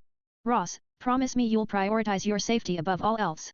Daffy's voice held a hint of concern as he clasped my shoulder, his gaze filled with brotherly affection. Despite his tough exterior, I knew he harbored a deep-rooted worry for my well-being as I embarked on the journey to East Blue in search of the flame fruit. I returned his gaze with a reassuring smile, determined to ease his apprehension. Don't worry, Daffy. I'll be back before you know it, and with that devil fruit in hand, I replied confidently, though I couldn't shake the sense of foreboding that lingered in the back of my mind. As Daffy handed me a transponder snail for communication, I felt a surge of gratitude for his unwavering support. With Diamante by my side, we set out on our journey, ready to face whatever challenges lay ahead in our quest for the flame fruit. Leaving Downs Island felt like stepping into a whole new world. The salty air greeted us as we boarded a small boat, heading towards the distant shores of East Blue. The ocean stretched out endlessly before us, both scary and exciting. Our journey started with lots of excitement and some nervousness, too. Leaving behind our familiar home was tough, but we were determined to explore new places and make exciting discoveries. As we sailed on, days turned into weeks. We saw so many amazing things. Along the way, tropical islands with lush green forests and clear blue waters looked like paradise compared to the rough terrain of Downs Island. We faced storms and tricky waters, but we never gave up. With each passing day, our anticipation grew. We were ready for whatever adventures lay ahead in East Blue. 1736, 1737, 1738. I counted each push-up, feeling the weight of exhaustion pressing down on me like a boulder. But I persevered, knowing I hadn't reached my limit. It had been over a month since we began our hunt for the famed Logia fruit. While crossing over to East Blue from Downs Island took only 3 weeks, finding Sixus Island was proving to be a different challenge altogether. In a world where islands littered the seas in their thousands, finding one whose name might not even be accurate was like shooting in the dark. Many would call our pursuit foolish, but my instinct told me we would succeed, so I hadn't given up hope despite visiting 3 towns in East Blue without any leads on Sixus Island. So, as we ventured on the hunt for the devil fruit, I immersed myself in training. Boom, boom. The faint sounds of shells exploding caught my attention. Using my observation haki, I probed the area around the caravel, but there were no signs of any ships. I understood that there must be a fight nearby. Diamante emerged from inside and began observing our surroundings. He Must have heard the cannon fire too. After a minute or two, we could still hear faint cannon explosions. That's when Diamante spotted the source of the sound. There, it seems they've caught a big fish, ha ha ha. I could see a huge merchant ship besieged by 2 pirate ships. Judging by the pirates' swift approach, they were quickly gaining on the merchant ship, and unfortunately, they were heading in our direction rapidly. We had no intention of interfering with the ongoing piracy, after all, we were pirates ourselves. However, before we could turn our caravel and move, one of the pirate ships moved to intercept our path. Simultaneously, a cannonball hit the mainmast of the merchant ship, shattering it and causing the vessel to slow to a complete stop near our caravel. A couple of shells were fired in our direction, and Diamante quickly moved to intercept them. With a swift motion, he pulled out his sword and deflected the shells back into the sea. It was clear that these pirates considered us their prey, but they were sorely mistaken. This wasn't the first time we had encountered such attackers, and I had already sent many of them to a watery grave. Diamante, having little experience in the New World, regarded these East Blue pirates as little more than a joke. For me, they were simply training dummies to hone my skills. After Diamante deflected a few more shells, I observed as the pirates from the first ship began boarding the merchant vessel, armed with cutlasses, pistols, and other weapons. Using my observation haki, I could sense the chaos unfolding on the ship. A few armed soldiers tried to fend off the pirates, but they were quickly overwhelmed. Amidst the screams and threats, it was clear that the situation on board was dire. As the second pirate ship closed in on us, more than 10 goons landed on our caravel, surrounding us with pistols and other weapons drawn. You're lucky to have avoided our cannon shots, a man close to 3 meters tall announced, jumping from the pirate ship with a massive 2-sided battle axe in hand. But your luck ends here. We are the infamous Red Scorpion, pirates of the East Blue. Surrender peacefully if you know what's good for you. Before he could continue, Diamante interrupted him. If you value your lives, I suggest you leave this boat immediately. We don't take kindly to strangers aboard. I'm offering you this courtesy as fellow pirates, so don't push your luck. Ha ha ha ha ha, look here guys, a little kid and a teenage clown calling themselves pirates, the tall man mocked, his voice dripping with arrogance. Then, he abruptly stopped. Do you two really know what it means to be pirates? Do you hear that scream, kid? Those aren't screams, but music too. The ears of a real pirate. He flexed unnecessarily, trying to intimidate us. What's wrong, kid? Frozen in shock? Have you already pissed your pants? He taunted further. Look here, guys, it seems like the kid has soiled his pants. In fear. Now, be a good kid and show me where you've kept the money and other valuables. Maybe I'll find it in my heart to spare your lives. His words grated on my nerves, and I grew increasingly irritated. TCH, such a poor joke. You don't have any class. Why is it that I always come across fools like you? I leisurely started walking towards the man with the battle axe. As I stood in front of him, I gestured for him to come closer. The fool didn't think twice and bent down. However, what he didn't expect was my swift movement. As I pulled out my blade and thrust it through his neck. What followed was carnage. Diamante didn't even make a move, leisurely standing by the side, watching my performance. I quickly drew the pistol from the waist of the now dead man. Before his body hit the deck, I had shot 5 times, every bullet finding its mark. With observation haki enhancing my marksmanship, my shots were precise, a skill honed from my previous life. Thud, the bodies hit the ground. One of the remaining pirates reacted, swiping down with his blade to cut me in half from behind. I simply sidestepped, and the blade harmlessly crashed onto the deck. I swung my sword upward, severing both of the pirate's arms. Kill him! With a loud scream, the remaining half-dozen pirates charged at me. Simultaneously, completely forgetting about Diamante. The commotion aboard our caravel had already attracted the attention of the pirates on the second ship. When they saw the large man lying in a pool of blood, some pirates couldn't help but scream, "Vice Captain!" I realized the man I had plunged the blade into should have been the vice captain of the so-called Red Scorpion pirates. I dodged all the attacks and bullets fired at me by the remaining goons, while the pirates from the second ship prepared to fire a cannon at such close range. Diamante swiftly intervened, landing on top of the cannon that was about to be fired. Sorry, but I cannot let you guys do that.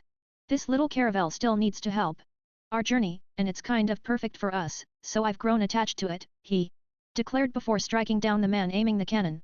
As I started cutting down the remaining pirates on the boat, Diamante initiated his own slaughter. quickly decimating the pirates on the second ship. By the time the pirates on the first ship had taken the merchant ship under control, Diamante and I had already eliminated all the pirates on their second ship. Only after the chaos subsided did the remaining pirates notice the silence from the second ship. You guys, what are you daydreaming about? Quick, transfer the loot back to our ship before the Marines arrive. The captain of the Red Scorpion pirates kicked a dazed subordinate who was staring at the second pirate ship. Noticing the unusual silence. Captain, something's not right. I don't see anyone on our second ship, and I felt like I heard the screams of some of our fellow crewmates earlier, the subordinate quickly explained. Oh, you guys don't have to be worried about them. They are no longer part of this world, a voice interrupted, drawing the attention of all the pirates on the merchant ship. The pirate captain laid his eyes on a tall youth and a small child carrying a blade and a pistol in each hand. Who the hell are you? How did you guys escape from? One of the pirate crew began to ponder, but before he could finish, the pirate captain shot him dead, fear evident in his eyes. Oh, really interesting, someone who has brains. Well, in that case, it makes things easier, I remarked, realizing the pirate captain must have realized we were not to be offended, especially young Diamante, as fear was evident in his eyes. Don't worry, we just need a few pieces of information. As long as any of you can answer here, we will be on our way, not bothering you guys with your exploits, I reassured, knowing I needed information on Sixus Island, and who better to ask than a pirate who frequented these waters? The pirate captain showed no resistance and nodded quickly. I began describing the details of Sixus Island and its surrounding sea features. From my memory, amidst a group of pirates and the remaining passengers who had been tied down on the deck of the ship. Patiently, I waited for a response as the pirates frantically discussed the information I had shared. After a minute, I realized it was a failure, but unexpectedly, the captain of the merchant ship called out. Sir, I do know about the island you are referring to, at least I believe it's the same island from the description you provided, the man called out while being bound. Interesting. Go on, I said, approaching the man, while the pirates simply glared at the merchant captain, none daring to move as Diamante kept a watchful eye on them. I'm sorry, sir, I cannot do that unless you can guarantee the safety of everyone on this ship from the pirates, the man replied, attempting to use us as a shield against the pirates, realizing that the Red Scorpion pirates were no match for us. Ha ha ha, you want to negotiate, is that so? You sure are either brave or stupid. Fine, I will give you a chance. Tell me, what do you know about the island's location? I asked the man. The remaining pirates understood the situation and quickly started boarding their own ship under their captain's orders, while Diamante watched, seemingly bored. After a few minutes, I finally had the information I needed. By the time I had it all, the pirate ships had already traveled a long distance. Now, most of the people on the merchant ship were free from their bonds, and I had kept my word. The remaining were helping the others through their bondage. Thank you so much for your help, sir. We will never forget your kindness, the merchant captain bowed deeply towards me and Diamante. Just then, my words froze the man in shock as he stood back up. You know, I really do hate people who try to deceive me. I truly had no intention of harming you after I gave you my word, but you just had to go ahead and push your luck, didn't you? My words made the merchant captain falter. However, what he didn't know was that I could somehow read his emotions and, in turn, his surface thoughts. Even I was not aware of how exactly this worked. I did not know if this was a type of power that I acquired from observation or a rudimentary form of something similar to the voice of all things. As I concentrated my observation hacky enough, I was able to read other people's thoughts. The cunning merchant had planned to share the intel about the island I was looking for in the black market and with the Marines because he rightfully guessed that I was looking for some sort of treasure. Sir, I have no idea what you are talking about. Everything that I have shared is true. I was not trying to deceive you, the merchant captain started sweating, still confused as he hadn't realized that I already knew about his motives. He must have thought I was a mere kid and easy to fool. Well, he would have succeeded if not for my ability to hear his thoughts. Bang! I did not want to waste too much time here now that I knew the approximate location, so I simply shot the man and threw away the pistol. Walking away and jumping back to my caravel, not bothering about the reactions of the remaining passengers. Diamante and I resumed our journey, with the details collected from the merchant captain. Diamante estimated that we would need another week to reach the suspected sea region. Diamante, let's first stock up on a nearby island before we venture into Sixus Island. If everything goes well, we should be back home within a month or two. At worst, I said, and with that, Diamante set course to a nearby island, which had a town where we could restock. After a week of travel, according to the acquired information, we were finally able to pinpoint the sea area where the island we were looking for happened to be. The sea in this particular area was much rougher than the normal condition of the East Blue Sea, more akin to the Sea of the Grand Line. Finally, after 2 hours of rough sailing, I laid my eyes on an island that resembled Sixus Island in my memory. I instinctively knew that this was the island I was looking for. I also saw a tall cylindrical landmass at the center of the island and huge birds flying around the landmass, probably using it as their nest. The island was not as barren as I believed, as it was surrounded by lush vegetation, which didn't bother me much because I had already taken enough precaution and stocked up on enough resources, even if the island lacked sustenance. With my confirmation, Diamante carefully sailed the little caravel through the turbulent waters. I had to say, Diamante is a decent navigator and helmsman. And I knew for a fact that if it were me sailing, the caravel would have already been in pieces. After we reached ashore, as per Diamante's suggestion, we pulled the caravel onto the island because he estimated that the sea was too turbulent to let the caravel be anchored on the water. Pulling such a small caravel was something that even I could do with my current strength. Phew, at last, Diamante. Now all we have to do is carefully scour this entire island for that devil fruit, I expressed in delight after we had tied the caravel to a tree after pulling it ashore. Screech! I heard an annoying bird cry, and I detected with my observation hacky that the birds had finally taken notice of our arrival and started approaching us, thinking of us as prey. But Diamante quickly dispatched the first 2 birds that made it near us. It seems like this island is filled with some interesting creatures. What say we split up and use this as a training session? This way, we can scour the island faster, Diamante suggested, as this was a pretty huge island, and we would need weeks if we scoured this island together. So, it was better to split up. You're right. How about this, let's meet back at the ship in a week. We can use this time to hone our skills. I quickly agreed to Diamante's suggestion. Because I could detect quite a few strong animals within the interior of the island, so it would be a perfect place to test my current progress. As the sun set over the trees, I began my hunt for the devil fruit. The forest was alive with chirping birds and rustling leaves as I tiptoed through the greenery. But soon, the calm was shattered by the growls and roars of the island's creatures. With my special sense, I stayed alert for any surprises. Wild animals pounced from the bushes, but I dodged and fought them off. There was a tough fight with a huge python, whose scales were like armor. It took all my strength, but I defeated it. As I explored, I marveled at the beauty of the forest. I paused to admire a rare flower and watched a spider spin its web. But danger was always close. I had to fight off predators and other creatures. When night fell, I camped under a giant oak tree, feeling tired but determined.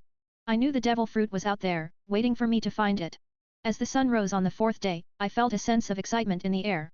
I knew I was close to finding the devil fruit, and my heart raced with anticipation. As I explored the shore, I stumbled upon a hidden cove.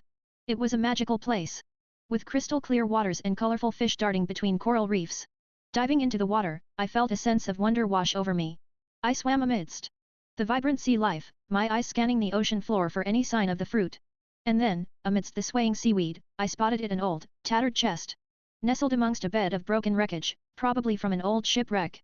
With a sense of triumph, I reached out and picked it up from its resting place.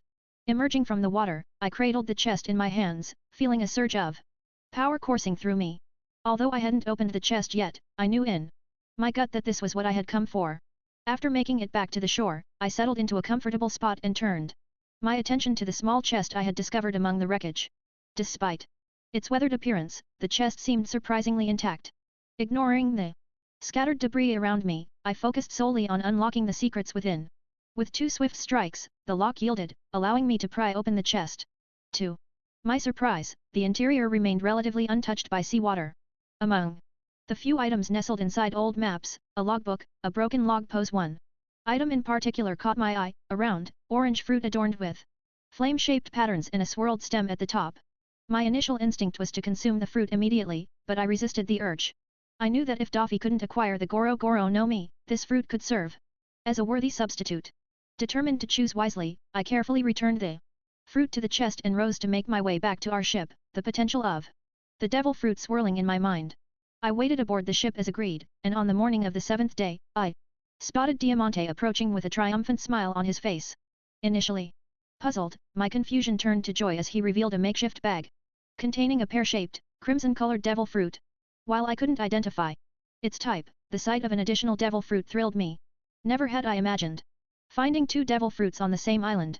Hee, Ross, it seems like I've won this time, Diamante taunted, but my response left him momentarily stunned.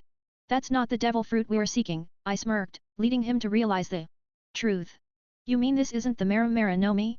Then what kind of devil fruit is this? Diamante's excitement mirrored mine as he saw me bring out another small chest, indicating that I had found our original goal. This, my friend, is the Mara no Mi. Would you like to consume it? I offered, though it was more of a test. I needed to be certain that Diamante wouldn't betray my brother, Daffy, as the Diamante I knew from canon might not be the same in real life, so I had to be sure. However, my fears were unfounded. Diamante immediately declined, insisting it was better to give such a powerful fruit to Daffy to ensure his limitless future potential. I respected his decision and turned my attention to the other fruit. What about this one? Are you willing to take the risk? I inquired about the crimson fruit, but Diamante's response only widened my smile. If it were earlier, I might have taken the chance and consumed any devil fruit available. But now, no. If I want to stand by Daffy's side in the future, I need strength. My talent doesn't compare to that of Daffy and Fergo, let alone a monster like you. So, if I truly aim to become a top powerhouse, I can't rely on luck alone. I'm confident that in the future, the family will find a suitable fruit for me, Diamante declared, showing no hesitation in declining both fruits. His resolve impressed me, and I made a mental note to inform Daffy about the need to acquire a top-class devil fruit for Diamante in the future. It had been a week since we found the 2 devil fruits. Currently, we were in Logue Town, a place I had longed to visit, as it would one day lay the foundation for the world of One Piece. The future pirate king, Gold Roger, was still somewhere in the New World, yet to acquire his title.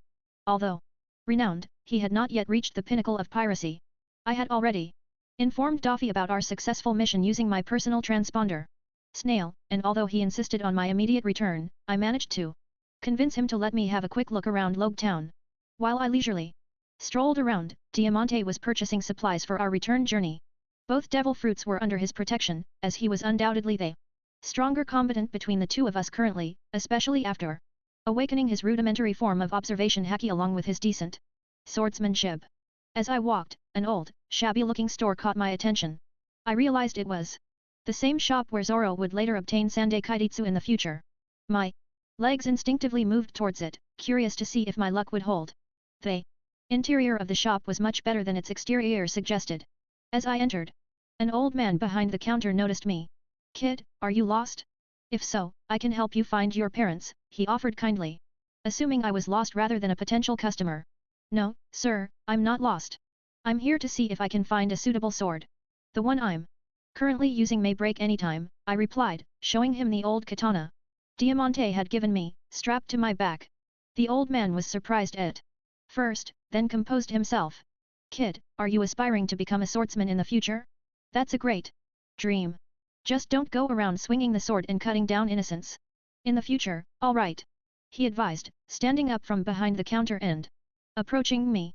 He directed me towards the various swords on display within glass cases and started explaining them with relish. He didn't even inquire if I had enough money to afford a sword, but seemed more interested in sharing his knowledge. To my disappointment, none of the swords on display were what I was looking for. Sir, do you have any more swords other than the ones on display? Most of these look very expensive. I don't think I can afford them, I asked politely. Despite having more than enough money from Diamante. Let's see. Other than these swords, I have quite a few well-crafted, affordable blades in the warehouse. Would you like to check them out, kid? The old man must not have many customers, so he offered to show me the blades kept in the warehouse. As I entered, I noticed hundreds of swords. Some brand new, some old, some ancient, but all in pristine condition. Every blade was well maintained, even the cheap ones within the barrels. However, what caught my attention was a conspicuous corner of the warehouse where more than a dozen katanas wrapped in thick fabric were neatly set aside. I moved towards them, and the old man followed me. Sir, what about these swords? Are they for sale? If they are, I would like to look at them. I pointed at the dozen or so swords wrapped in thick fabric. The old man hesitated for a few moments, then replied, Kid, I suggest you look into other weapons from the warehouse. Although I don't strongly believe In the concept, every sword here is believed to be cursed in some form. These swords have been collected by my family for generations from various sources. People often threw these swords at us, thinking they were cursed, in exchange for chump change. We acquired all these fine swords at a dirt cheap price. Although I don't believe in cursed swords much, I can't have a kid like you buying such swords. Why don't you select something else? The old man patiently explained, but I couldn't resist my curiosity. Under his watchful eyes, I started unwrapping the blades and checking them one at a time. The seventh blade that I unsheathed was the sword I was looking for. I felt an eerie feeling when I grabbed the blade. This was Sandai Kaititsu, the blade, believed to be cursed according to One Piece lore. Its wielder is believed to become cursed and destined to suffer horrible deaths. As an aspiring swordsman, I had learned how to determine the quality of swords from Diamante, and I studied the blade in my hand carefully without missing an inch. After careful examination, I was more than satisfied. She was a beauty. I carefully sheathed the blade and went back to examine the remaining ones. Although most of these blades were top quality, none matched Sandai Kaititsu, so I stood up with the blade I had selected in hand. Sir, I would like to buy this blade, please quote me the price. I showed the blade that I had picked to the old man. Kid, are you sure? If anything were to happen to you, curse or not, I would. The old man still hesitated, despite not believing in cursed swords. He was reluctant to sell it to a little child. Sir, if that is my fate, then so be it. Cursed blade or not, if my time has come, then my time has come. I am not going to let a sword dictate my destiny, I declared simply because I knew that even if the blade was truly cursed, I had the will and determination to overcome it.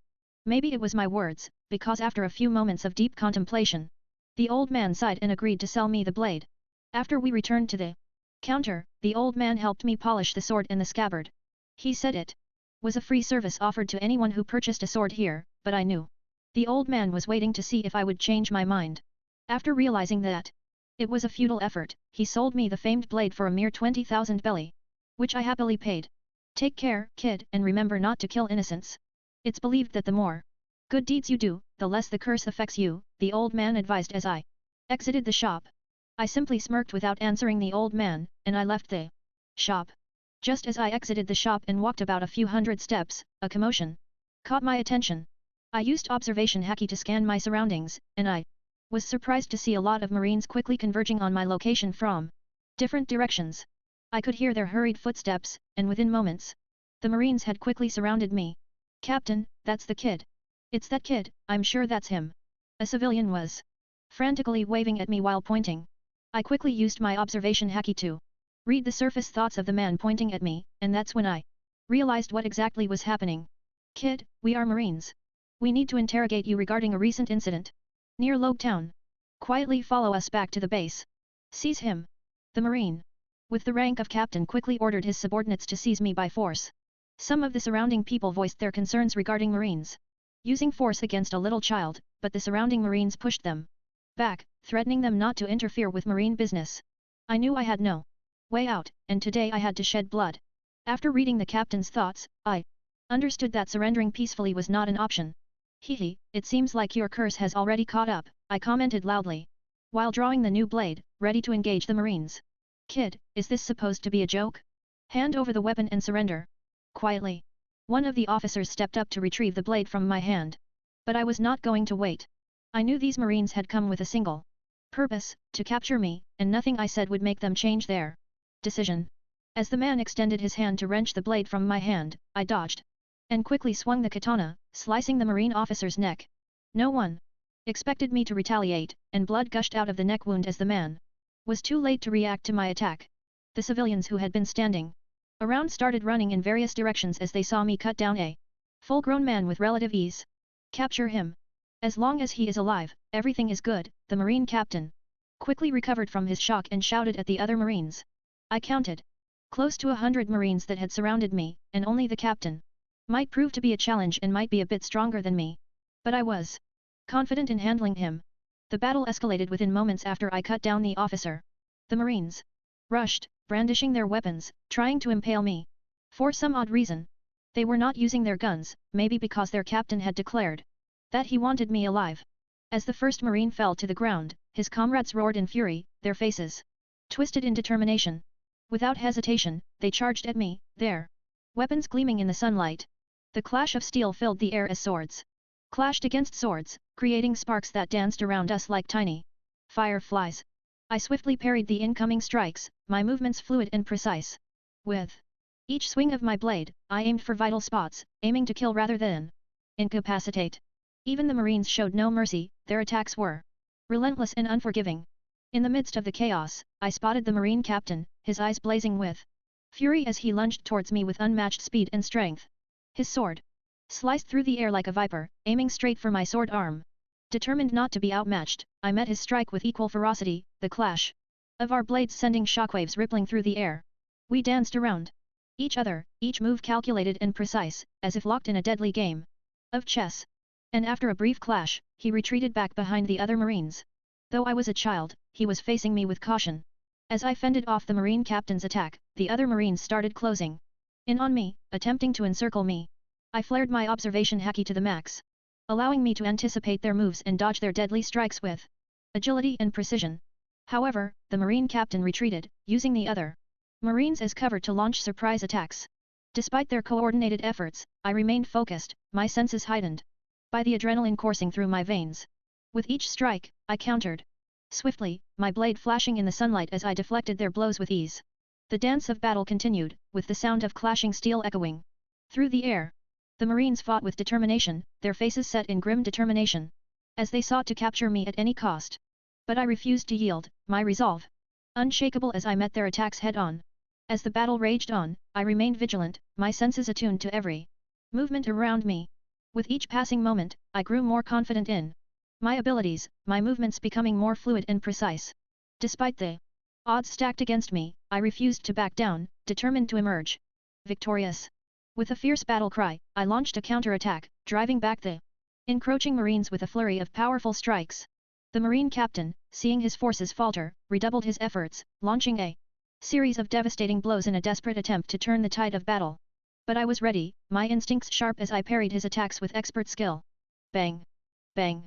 My observation haki picked up multiple incoming projectiles as I was engaged in deadly combat with the Marine captain.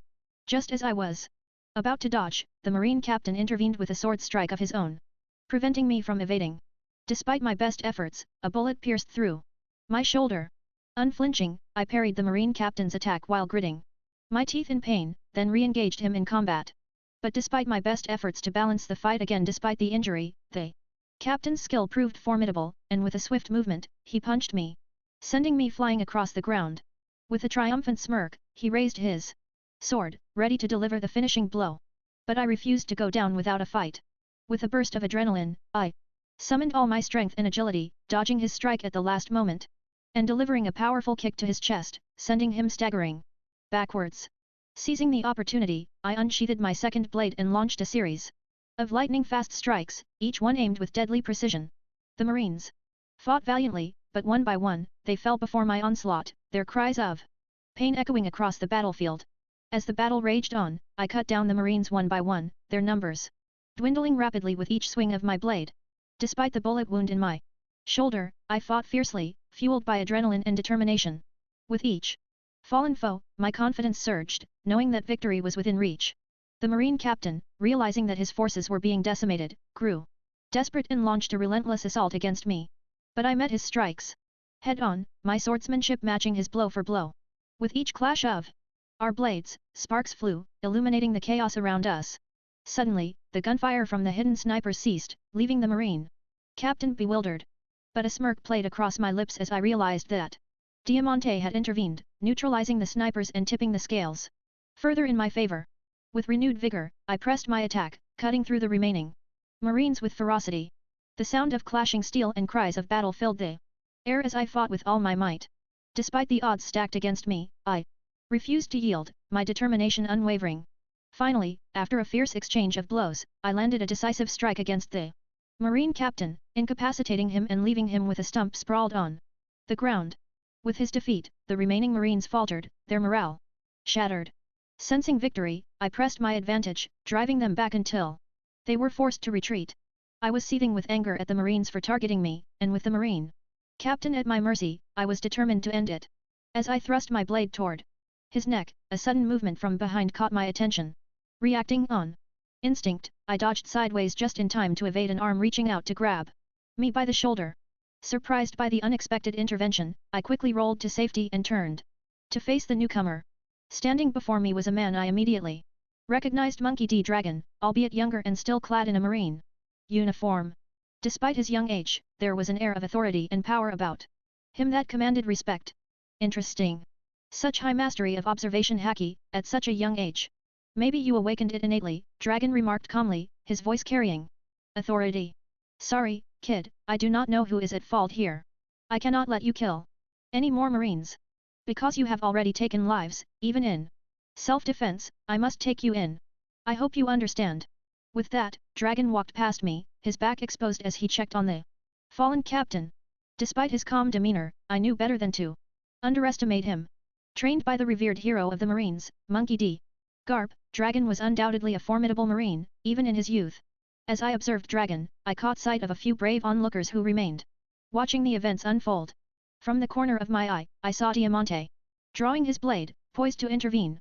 But I knew better than to let him face Dragon. Even with his strength, Diamante would be no match for the trained marine. With a subtle gesture, I signaled to Diamante not to intervene. I couldn't risk him falling into the marine's hands, especially with the devil fruits in his possession. I had to face this problem alone. Meanwhile, Dragon had already tended to the wounded captain, halting the bleeding from the stump of his arm. The epaulette on Dragon's uniform indicated his rank as Rear Admiral, confirming my suspicions of his formidable strength. Despite the odds stacked against me, I held both my blades at the ready, refusing to back down. Are you sure you want to do this, kid? I promise you, unlike the other Marines here, you will not be subjected to any harm if you surrender peacefully. Dragon said, still with a calm tone, trying to convince me to surrender. But I had other plans. I rushed forward, swinging both my swords frantically around. Like a madman. Unlike my earlier finesse in swordsmanship, my current display was anything but elegant. My strikes were totally random, hitting the ground, the surrounding walls, and anything that impeded my path. However, Dragon simply dodged these attacks as if he were taking a walk in the park. Suddenly, he vanished and reappeared behind me with a chop aimed at knocking me out, but my observation haki allowed me to track his movements, despite his speed. I quickly crouched and swung both my swords. Behind me, Dragon caught both swords with his arm, but I knew he was using armament haki to coat his arm. Although I couldn't use it, I could instinctively feel it. Even the famed cursed blade could not tear through Dragon's skin. While I tried to pull back the swords, none of them budged as they were clutched by Dragon's grip. So, I gave up on my swords and quickly retreated.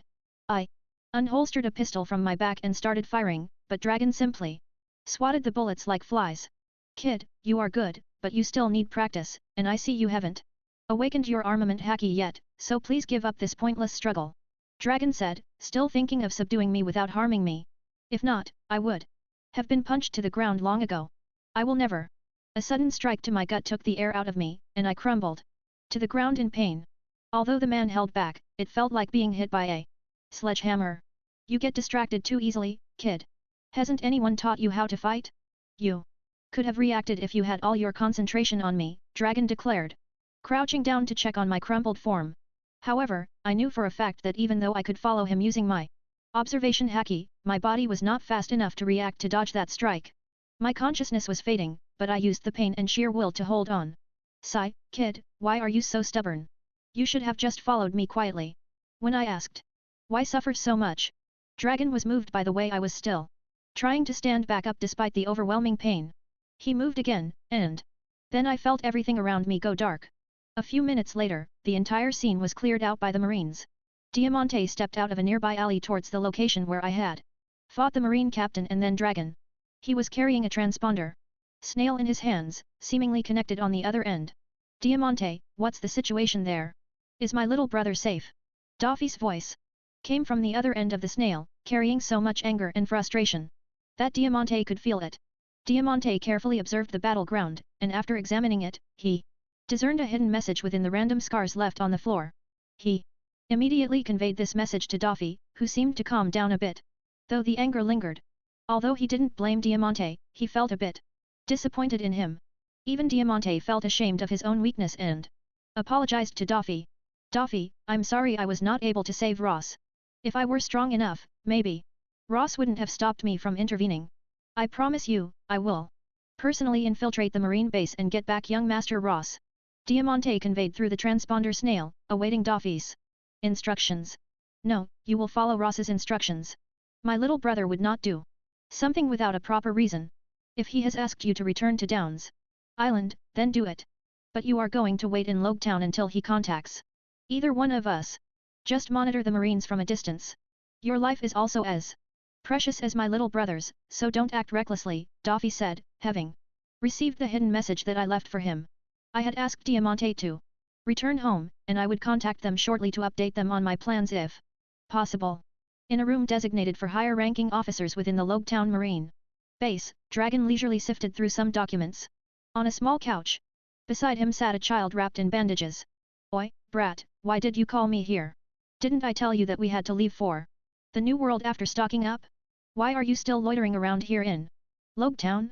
Have you become lazy again? Bellowed the middle-aged Garp, as he burst into the office, berating Dragon for delaying their departure as he had instructed them to leave for the new world earlier. Dragon, brat, you better have a good reason for making us delay our departure.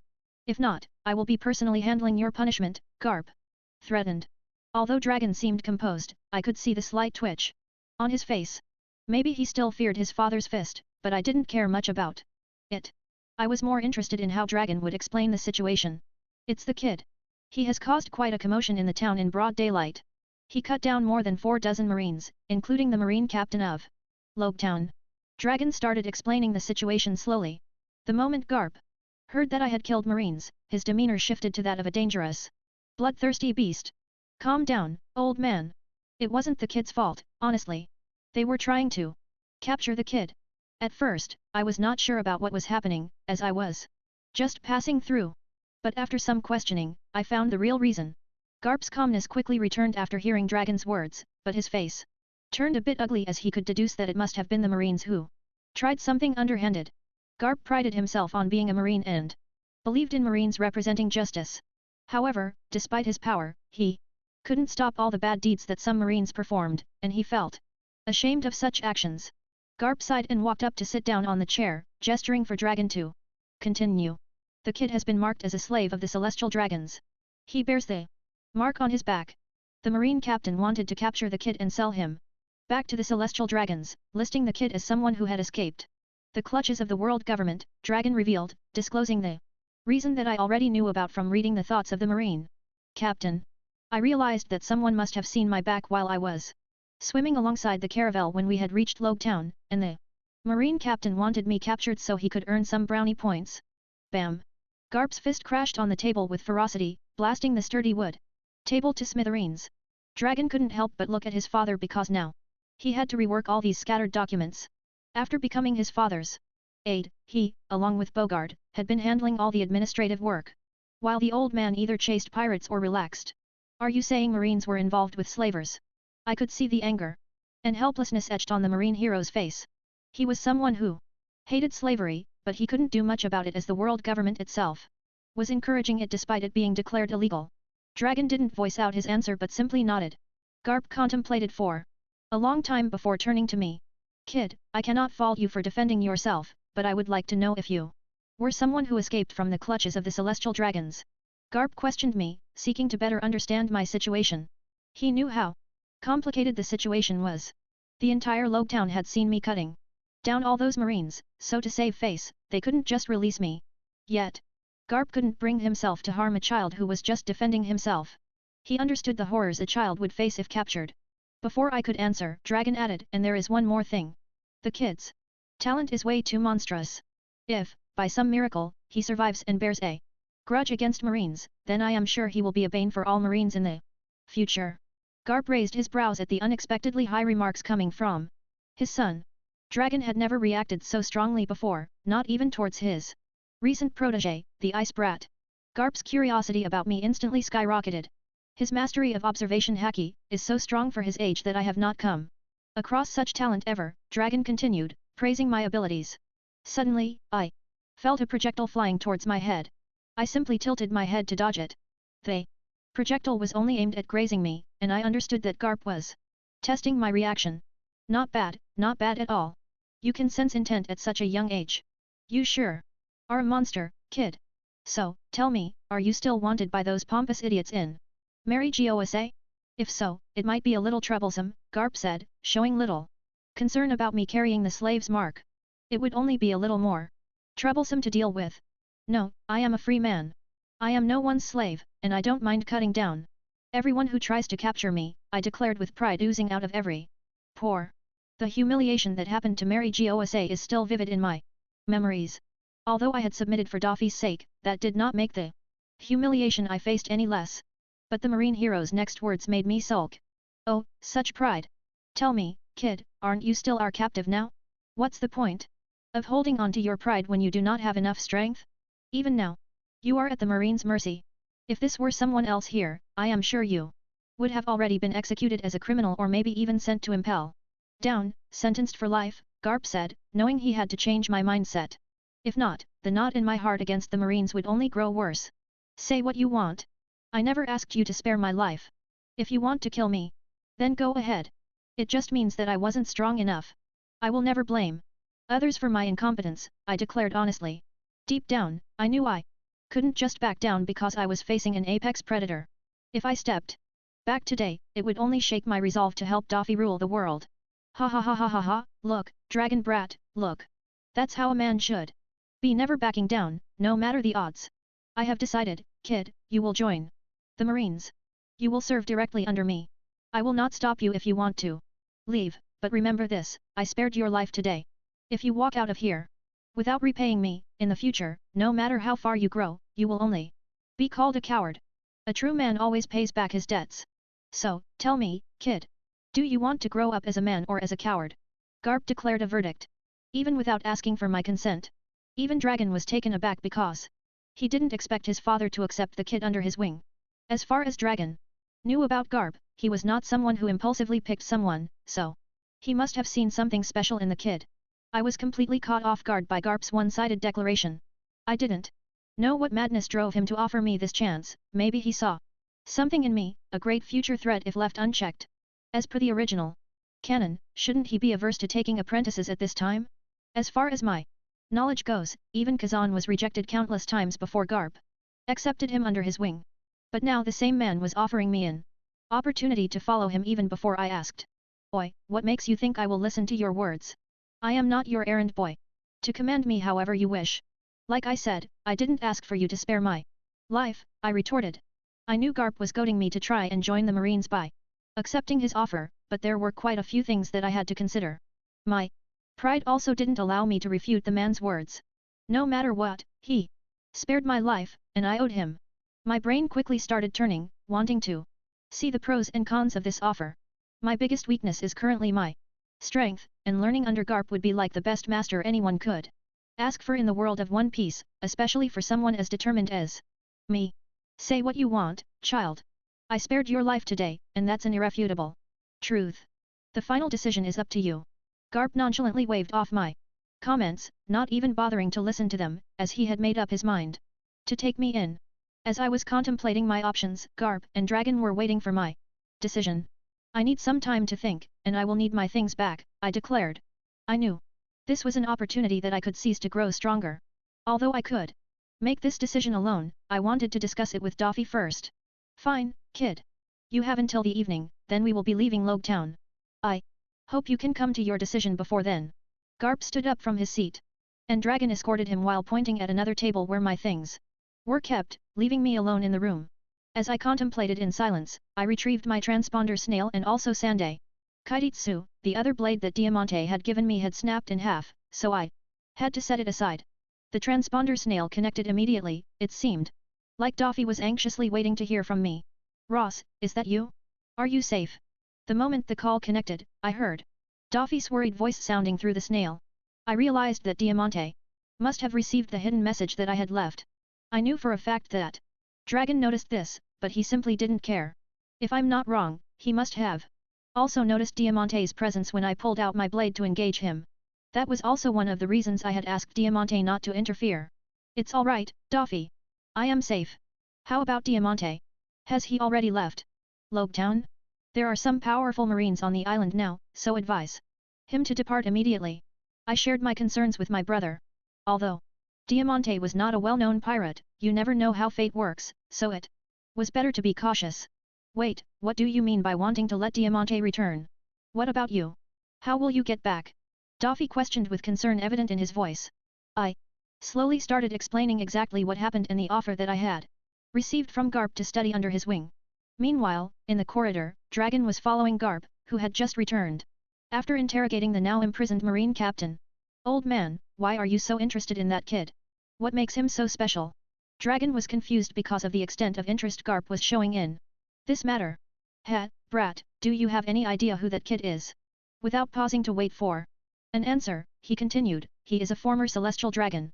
The kid is from the Don Quixote family.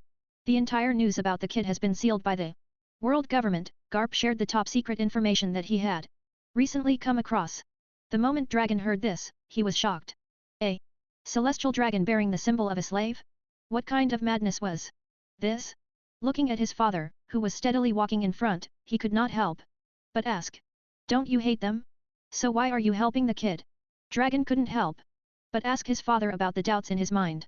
Garp stopped abruptly and turned to face Dragon. Brat, do you still think that the kid still holds the privileges of those scoundrels? He has fallen, moreover. He is just a child who wanted to defend his freedom, and I cannot fault him for that. But if left alone, like you said, he will hold deep resentment towards the Marines, and I cannot have that. He is a conqueror. I can see that his power lies dormant within him. I'm not sure if even the kid realizes how much power he holds deep within him. As a Marine, I could not fulfill my dreams, but I feel it in my gut, maybe, just maybe, this kid will pave the way for a new future. It's more like a gamble. Ha ha ha ha, well, what's the worst that can happen? Garp then started walking again to finish the preparations for his upcoming voyage, while Dragon hastily followed him. As evening inched closer, I waited for Garp. I had already made the decision to stay back and join the Marines under Garp's wings until I could learn everything from him. I wasn't ungrateful enough to up and run the moment I gained all my knowledge. Convincing Daffy was a challenge because he was adamant about having me return. However, I patiently explained that we were not strong enough to pursue our ambitions yet, and we needed to grow much stronger. It was a good thing that I had already left the details about the probable devil fruit's location with Daffy, otherwise, it would have been a big hassle. I did not know how long I was going to be under Garp's care, but having future knowledge was an added advantage for me. So, I knew I would eventually be quitting the Marines later down the line. I had even suggested to Daffy that he send out Fergo to join the Marines in the near future. In the canon, Fergo only grew strong enough to reach the position of Vice Admiral, but I had other ideas. And to rule the world, eventually, we needed the Marines under our control. So I planned on having Fergo join the Marines earlier and grow far beyond his canon self. I had also suggested getting a certain devil fruit for Fergo, which I knew was in the New World. But the current Don Quixote pirates stood no chance. However, in a few years, maybe just by some blind luck, they might get their hands on the fruit that I had envisioned for Fergo. I had promised Daffy that I would keep in constant touch with him, and having first-hand information by being next to Garp was an added advantage for the growth of the Don Quixote pirates. I did not feel bad about acting as a spy, because I did not hold any attachment to Garp. Maybe in my old life, I might have liked the character, but this was real life, so I had to set my priorities straight. I was resolved to put out a few of my conditions before I joined the Marines. The door to the room opened, and Garp walked in, followed by who I believed should be Bogard. So, kid, have you decided yet? Quick, we need to set sail soon. Garp leisurely wandered into the room and turned to me while questioning. Bogard from the side was curiously eyeing me because of Garp's recent interest in me. I don't mind joining the Marines, but I have a few conditions of my own. If you can promise me these, I can join the Marines, I declared. Garp, who was nonchalant, now showed an interested look. He had believed the stubborn kid would refuse, but now he was offering conditions, so he wanted to know exactly what my conditions were. I will only be under your direct command, and I don't want to be transferred under any circumstances. You will promise never to order me to act against my family, as I am sure you are already aware of my true identity. You will personally teach me without holding anything back. I will not be forced to accept any sort of promotion and the responsibility that comes with it.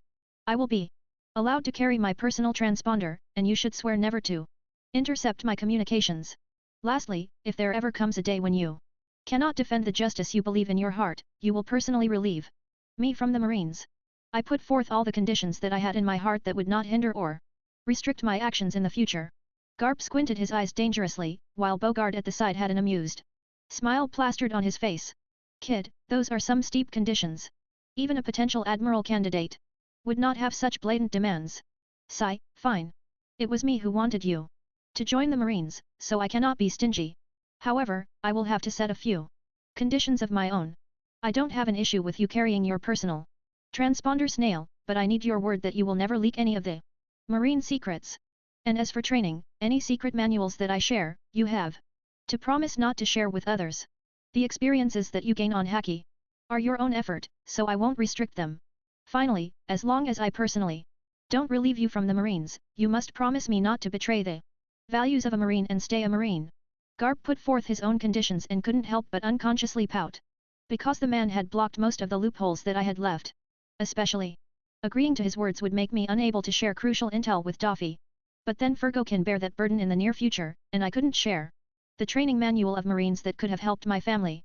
However, regarding quitting the Marines, he must have been confident that his resolve wouldn't waver. But I knew in the future that there were instances where Garp stood by the side even when he knew what was happening was absolutely against the justice he believed in and couldn't do anything about it. So, after some contemplation, I spoke up. Fine, then, I agree to all your conditions. With that statement, my journey with the Marines officially started. As the agreement settled, I found myself amidst the hustle and bustle of the Logetown Marine Base, preparing to embark on the massive Marine warship that would become my new home. The ship loomed over the harbor like a formidable fortress, its sleek design and towering masts a testament to the might of the Marines. As I stepped aboard, I was greeted by the sight of disciplined Marines moving about with purpose, preparing for departure. The deck was alive with activity, with sailors hoisting sails, polishing cannons, and running drills under the watchful eye of their superiors. Amidst the organized chaos, I caught sight of a young man who stood out from the rest. Clad in the crisp uniform of a Marine officer, he exuded an air of calm confidence as he supervised the crew. His icy blue eyes scanned the deck with keen observation, and I could sense an aura of power emanating from him. Kuzan, calmly observing the Marines, quickly turned towards me as he felt my gaze on him. He seemed surprised to see a young kid on the warship, but then he put his doubts aside and greeted me with a calm smile and nod, which I reciprocated. If I was right, then I would be spending much of my time training alongside the future admiral. As I admired my new surroundings, the last of the superiors boarded the Marine warship. Garp was among the last to board, and as he noticed me, he whispered something to Bogard, who quickly moved towards the interior of the ship. After relaying a few instructions to the other Marines, Garp gestured for Kuzan to come closer as he moved towards me. Kuzan immediately moved to greet his mentor. Ice Brat, meet. Kid, what's your name, by the way? Garp quickly turned to me, wanting to know my name. I gave him a bland look but ignored him, stepping forward and stretching my hand toward young Kuzan. I'm Ross. I have recently been accepted under Garp-sensei's tutelage. I confidently shared my first name, as I had no plans of revealing my family name, thinking it was of no great significance. Kuzan was once again surprised by the amount of maturity I displayed and shook my hand while introducing himself. Kid, you will be a chore boy from today onwards. I hope you will not slack on your duties just because I took you in as a special recruit, Garp declared, while Bogard passed a Marine shirt that was surprisingly my size. I knew that Garp had the power to assign me to a higher position, but I did not care about it. Gaining prestige within the Marines was not my concern, my single goal was to grow strong. 2 days had flown by since I unofficially became a Marine. My days were spent doing chores, but I didn't mind. Garp, my mentor, promised he'd start training me once my tasks were done. So, I worked hard, doing almost everything on my own while the others lagged behind. Scrubbing the deck and shining cannons became part of my routine. Garp watched me from afar, impressed by how fast I worked compared to the others. When I finished, I stood before Garp, waiting for his feedback. He came over, looking surprised and proud. Kid, you've done better than I expected, Garp said, sounding pleased. Thanks, Garp-sensei, I replied, feeling grateful. Garp then looked at Kuzan, another new Marine under his wing, and then back at me. From now on, you'll train with Kuzan, Garp announced. He'll be your partner, helping each other improve. Kuzan, now 19 years old, looked hesitant when Garp ordered us to train together. He was worried that his strength might be too much for me, considering he was a decade older.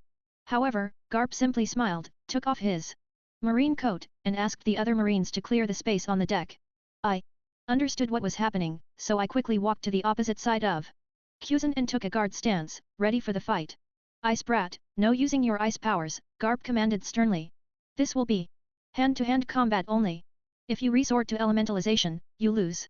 Garp's declaration made it clear he wanted to assess my true strength. I wasn't sure if I could win against Cusin, as my only advantage was observation haki. I didn't even know if Cusin had learned haki yet, given his recent entry into the Marines. Despite his initial skepticism, Cusin got into a fighting stance, ready to begin our training session.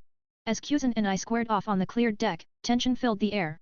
Garp's eyes flickered with anticipation as he watched us, ready to gauge our abilities. Cusin lunged forward with a swift jab, aiming for my midsection. With a quick sidestep, I evaded his attack, feeling the rush of air as his fist whizzed past me. His movements were aggressive, reminiscent of a street brawl, lacking finesse but brimming with raw power. I maintained my focus, relying on my observation haki to anticipate his next move.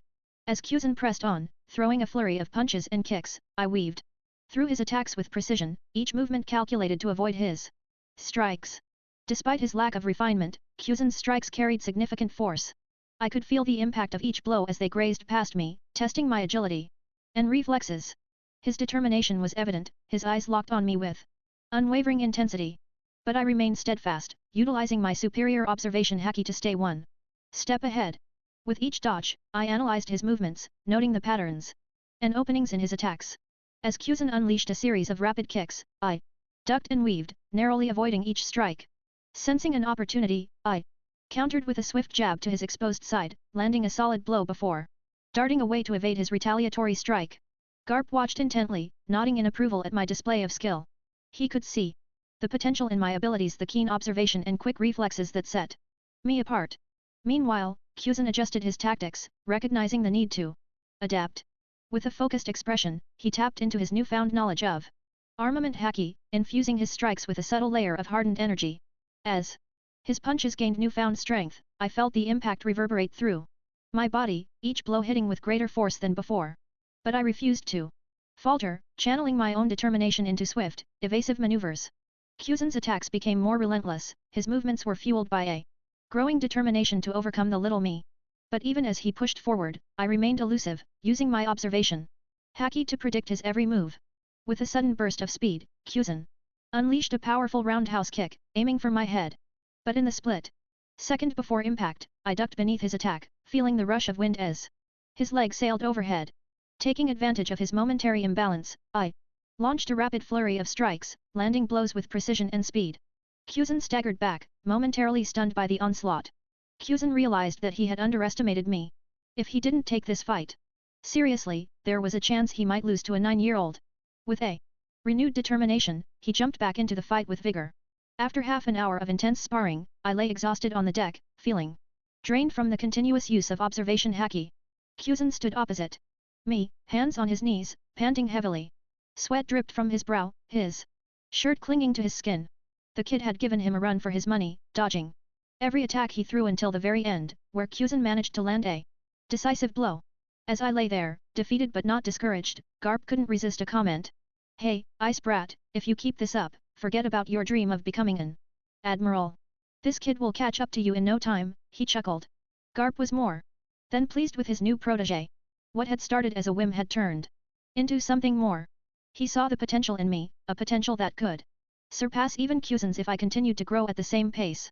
After Garp dismissed me, I returned to my assigned berth, and my daily routine continued unchanged.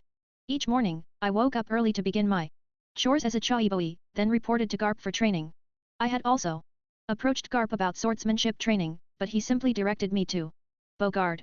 As a result, my days were filled with a cycle of work, training, and more training. A month passed swiftly as the warship patrolled the East Blue Seas and visited various marine bases. Eventually, we found ourselves in front of the comm belt. I have been regularly in touch with Daffy, and like promised, the Marines have not monitored any of my transmissions. Even I kept my word regarding the things that I had promised Garp, as I was a villain with principles. Diamante had already reached Downs Island, and the establishment of our new weapons factory has been progressing smoothly. Kid, are you sure about this? Even I would not assign such harsh training to a Mere beginner. This is no joke, kid. It's the calm belt, the Sea Kings here are of a different league compared to the ones in the four seas, Garp questioned me as I had shared my intention of swimming alongside the ship as they traversed through the calm belt. The marine ships already use the technology of sea stone developed by Vegapunk, so they could cross the calm belt with relative safety, but that doesn't mean absolute safety. That is why only marine ships with officers who could handle Sea Kings were allowed to traverse the treacherous water. I'm sure about this, Garp-sensei, I replied confidently, meeting his concerned gaze with determination. I understand the risks, but I believe it's a necessary challenge for my training. Garp regarded me for a moment, his expression serious yet contemplative. Very well, kid. If that's what you want, I won't stop you, he conceded finally. But remember, the calm belt is unforgiving. You'll need to be on high alert at all times. With a nod of understanding, I thanked Garp for his approval. Despite his reservations, I knew he trusted my judgment and respected my determination to push myself to the limit. As the marine ship traversed through the calm belt, I swam alongside it with Kaiditsu strapped to my back, serving as an additional safety measure. Quite a few marines watched my actions with awe. Is the kid mad? Why would someone swim in the calm belt? Does he have a death wish? A group of marine soldiers animatedly discussed, puzzled by the sight of me swimming in the open sea at the same pace as the marine warship. Ahem. Everyone's attention was drawn to a man sitting on the rails of the ship. It was none other than Bogard, who had been assigned by Garp to keep an eye on me. Garp was resting in his cabin while Dragon worked on a few documents. Suddenly, the transponder snail started ringing. Dragon picked up the call. And a sturdy voice from the other side called out. Dragon, where is Garp? Put him on the call. Dragon turned to where Garp was resting, who had now opened his eyes and stood up. The man speaking on the other side was none other than current Marine Fleet Admiral Kong. As Garp took over the transponder snail, he listened intently as Kong relayed the mission details. Garp, I have a mission for you. I need you to travel to Kano country in the West Blue and deal with the Hapo Navy. Chinjao has recently started attacking and plundering nearby countries affiliated with the world government. These attacks include the heavenly tribute meant for the celestial dragons. I want you to go there and put an end to this menace. TCH, so they only pass down an order when Chinjao reaches into their own pockets? Damn bastards! Garp did not hold back his evident dislike for celestial dragons. Chinjao, a pirate of the Hapo Navy, had been active for quite some time. However, the world government had not bothered to restrict him because the Chinjao family, who ruled Kano country, was affiliated with the world government. Until recent days, they only attacked countries not affiliated with the world government. But now, it seemed Chinjao had grown arrogant enough to set his sights on world government-affiliated countries. Garp, you better not show such disrespect when you talk to people from the world government. I know you dislike them, but at least hold your tongue rather than speaking out. And the higher UPS have informed us that as long as you teach Chinjao a good lesson, there's no need to capture him, because Kano country, end of the day, is someone who pays the tribute regularly. Kong knew Garp's character and his dislike for celestial dragons, but he knew he could rely on the man when it counted. As Garp listened to Kong's instructions, a strong sense of duty welled up inside him. Even though he couldn't stand the celestial dragons, he knew it was his responsibility to keep the peace and safeguard those under the world government's rule. I've got it covered, Kong. Garp replied firmly, his determination clear in his voice. Chinjao's been getting away with too much for too long. It's time he faces the consequences. Dragon observed quietly, understanding that once his father had made a decision, nothing could sway him. He admired Garp's commitment to justice, even when it meant going against the usual rules. Garp, be careful out there, Kong cautioned. Chinjao's no pushover, and dealing with him in Kano country adds an extra challenge. I'll be ready for anything, Garp assured him. And don't worry about me. Mouthing off to the celestial dragons. I'll keep it in check. With their conversation over, Garp turned to Dragon. Get the crew ready. We're heading to Kano country. Dragon nodded, fully aware of the seriousness of the situation. As they set sail for their destination, Garp's mind was already busy devising a plan to confront Chinjao and restore peace to the troubled waters of the West Blue. As the orders were passed down, the entire warship buzzed with activity. A marine soldier approached Bogard, who was monitoring my situation as I swam alongside the ship. I had already dispatched more than 24 sea kings, either fending off their attempts to devour me or protecting the warship from their attacks. Bogard's method of training involved leaving me to deal with the smaller and medium-sized sea kings on my own, helping me hone my swordsmanship skills under pressure. Every swing of my blade sent a jolt of pain through my exhausted muscles, exacerbated by the resistance of the water and the relentless assault of the sea beasts. But I pushed through, determined to prove myself worthy of Garp's tutelage. After the marine soldier relayed the new orders, he returned to Bogart's side. With a firm command, Bogart signaled for me to return on board. Kid, it's time to get back on board. We have new orders. We're setting sail for Kano country. In the shadowy alley of Spider Miles, a grim scene unfolded. More than a dozen men surrounded a group of battered and bruised children, their faces twisted with cruelty. Among them stood a lone boy, barely a teenager, blood seeping from a wound on his forehead. Despite his injuries, he stood protectively in front of the unconscious and bleeding children. The boy, in his early teens, held a makeshift club, facing down the menacing figures who sought to capture the helpless youngsters. These men, armed with knives and rods, were part of a group of child traffickers preying on orphaned children. Despite the odds stacked against him, the young boy refused to yield. With courage and determination, he confronted the group of grown men, ready to defend the defenseless. He had already managed to knock out 4 of the assailants, but not without sustaining grave injuries himself. Just as the kid was ready to go down swinging, a series of footsteps echoed from the entrance of the alleyway. His heart pounded with a mixture of fear and hope as he turned to see who approached. Bang! Bang! A series of gunshots echoed while a couple of goons hit the floor before the kid could lay his eyes on the newcomers. So this is where you guys were hiding. Did you think you could escape after destroying what's mine? Doffy, followed by the rest of the family, walked in, the barrel of his gun still smoking from the recently fired shots. The remaining men on the scene couldn't help but turn towards the boy holding the gun. They knew who the kid was. He and his little group, whom he called family, had recently joined the power circles of Spider Miles. Although this island was run down, it still held quite a few gangs that exerted their influence on various parts of the island. However, Spider Miles Island recently plunged into turmoil due to a new gang that made headway. They had been eliminating other gangs left and right, refusing to form alliances. It was none other than the Don Quixote family, led by Doffy. After deciding to establish a weapon factory for their future empire, they began clearing out all their opponents.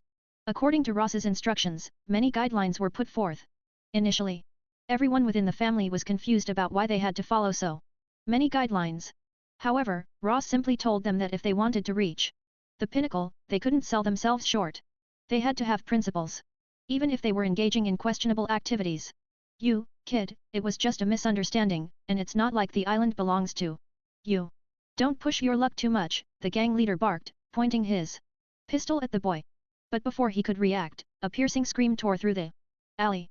A wrist, along with the pistol, lay on the floor, the man clutching his stump in agony. Diamante was already prepared to strike the killing blow. However, Doffy was more interested in the kid defending a group of unconscious children behind him. Stepping forward leisurely, Doffy watched as the remaining members of the family began slaughtering the traffickers. Coming to a stop in front of the other boy, Doffy extended his hand, wearing an eerie smile. You have heart. Tell me, would you like to join my family? The boy, unnerved by Doffy's smile, hesitated, but he could sense the sincerity in Doffy's offer. After a few seconds of contemplation, he lowered his club. Where are my manners? I'm Don Quixote da Flamingo, Doffy introduced himself. You can call me Señor, the other boy replied, shaking Doffy's hand, his gaze still fixed on the carnage unfolding around them. Señor, still processing the whirlwind of events, met Doffy's gaze with a mixture of uncertainty and curiosity. He had never encountered someone like Doffy before, someone who exuded such charisma and authority. Doffy's smile widened, genuine approval shining through. Welcome to the Don Quixote family, Señor. From this day forward, your life will never be the same. With that, Doffy turned to oversee the cleanup of the alley, leaving Señor to contemplate the new path he had chosen. As he watched the Don Quixote family members work efficiently to erase any trace of the recent confrontation, Señor felt a sense of anticipation for the future, knowing that he was now part of something much larger than himself. Waters of West Blue. Ice Age. Kuzan exclaimed, freezing a massive sea king as our warship traversed the waters of West Blue toward our new destination, Kano country. It had been only a week, yet the rations on board were dangerously low. Originally, the provisions should have lasted us close to 2 months, but my increased appetite due to regular training under Garp had depleted them faster. Observing my unwavering determination, Kuzan had also intensified his training. Even Garp, witnessing our dedication, became more eager to train. Us. He was particularly pleased with how quickly I absorbed knowledge. Already, he had taught me the basics of Rokushiki, and I was diligently trying to master them. Additionally, I was attempting to develop my own technique. Using these skills, Garp had only prohibited me from sharing marine secrets. Anything I could develop on my own was mine to teach as I saw fit. However, I was still far from creating a technique of my own. Rokushiki was proving to be more profound than I had initially realized. It seemed like a basic technique refined to near perfection over centuries. It was truly astonishing how one managed to keep such a profound art restricted within the world government, keeping it away from the prying eyes of the world. The history must sure have been drenched in blood to keep such an information a secret. Thunk, thunk, thunk. Each punch landed heavily on the large mast, reinforced with sea stones to serve as a punching post. Even Garp would have to coat himself with armament haki to damage it, showcasing its sturdiness. As I continued my assault on the post, Kuzan approached, while other marine soldiers busied themselves with transporting the Sea King meat from the now frozen beast. In the month since I boarded the ship, Kuzan has grown closer to me. He was nothing like the lazy man from the canon, instead, he resembled a street brawler, eager to throw the first punch. It was evident that his character was being heavily influenced by a man like Garp, who believed in the justice of the Marines. Ross, you sure have raised the stakes for our training. All I ever see you doing is training, training, and more training. Do you have a goal in mind? Kuzan asked, his curiosity evident. Thunk. I paused my relentless punching and turned to face Kuzan, who awaited my response eagerly. A goal, you say? Yes, I have a goal, one much grander than yours, Kuzan. Senpai. To achieve such a grand goal, I don't think even the strength of a fleet admiral would be enough. I must go much, much further. I aim to stand at the pinnacle of this world, with no one else able to challenge me. With determination, I resumed my assault on the mast, intensifying my punches. Ha ha ha ha, you sure are ambitious, kid. Even a fleet admiral is not enough. Huh? I hope you can fulfill your dream someday. But for now, remember, all I need is a single finger to crush you. Garp's booming laughter caught both mine and Kuzan's attention as he stepped out, followed by Bogard, who trailed behind him like a shadow. Well, you brats must prepare yourselves, Garp announced, his voice filled with a mix of excitement and anticipation. We've already confirmed the location of the Hapo Navy with the help of headquarters. We should be able to intercept them within half a day. So, you guys better rest, because you'll join the battle to deal with the little goons of the Hapo Navy. They'll be a good test for you, as they have quite a few competent haki users among them. And as for Chinjao, my fist has been itching for some time now. I'll make sure to teach him a proper lesson. Garp chuckled heartily, as if he were going on a vacation rather than heading into battle. After a few hours of sailing, we finally intercepted the Hapo Navy, who were anchored on a huge island that seemed like a temporary supply point for pirates. The tension crackled in the air like electricity as Garp and Chinjao locked eyes, their gazes burning with intensity. Chinjao, the formidable leader of the Hapo Navy, exuded arrogance as he stood tall, his muscular frame radiating confidence. Ah, Garp, the famous hero of the Marines, Chinjao sneered, his voice dripping with disdain. I must say, I expected someone more impressive. You're nothing but a man clinging to past glory. Garp's response was a booming laughter that echoed across the battlefield. Past glory, eh? You underestimate me, Chinjao. Age has only sharpened my skills. I'll show you just how formidable I am. As the verbal sparring escalated, the tension reached its peak, and without warning, Garp lunged forward, his massive fist aimed straight at Chinjao's chest. Chinjao met the attack head-on, his own fists crackling with haki as he blocked Garp's strike with sheer force. The clash between the two titans sent shockwaves rippling through the battlefield, shaking the ground beneath their feet. It was a clash of strength and willpower, with each combatant refusing to yield an inch. Sensing the gravity of the situation, Kuzan and I leaped into action, our determination fueling our movements. Kuzan unleashed a wave of icy projectiles, forcing members of the Hapo Navy to scatter as they struggled to evade the freezing onslaught. The tension was thick enough to cut with a knife as Garp, the marine legend, faced off against Chinjao, the fearsome leader of the Hapo Navy.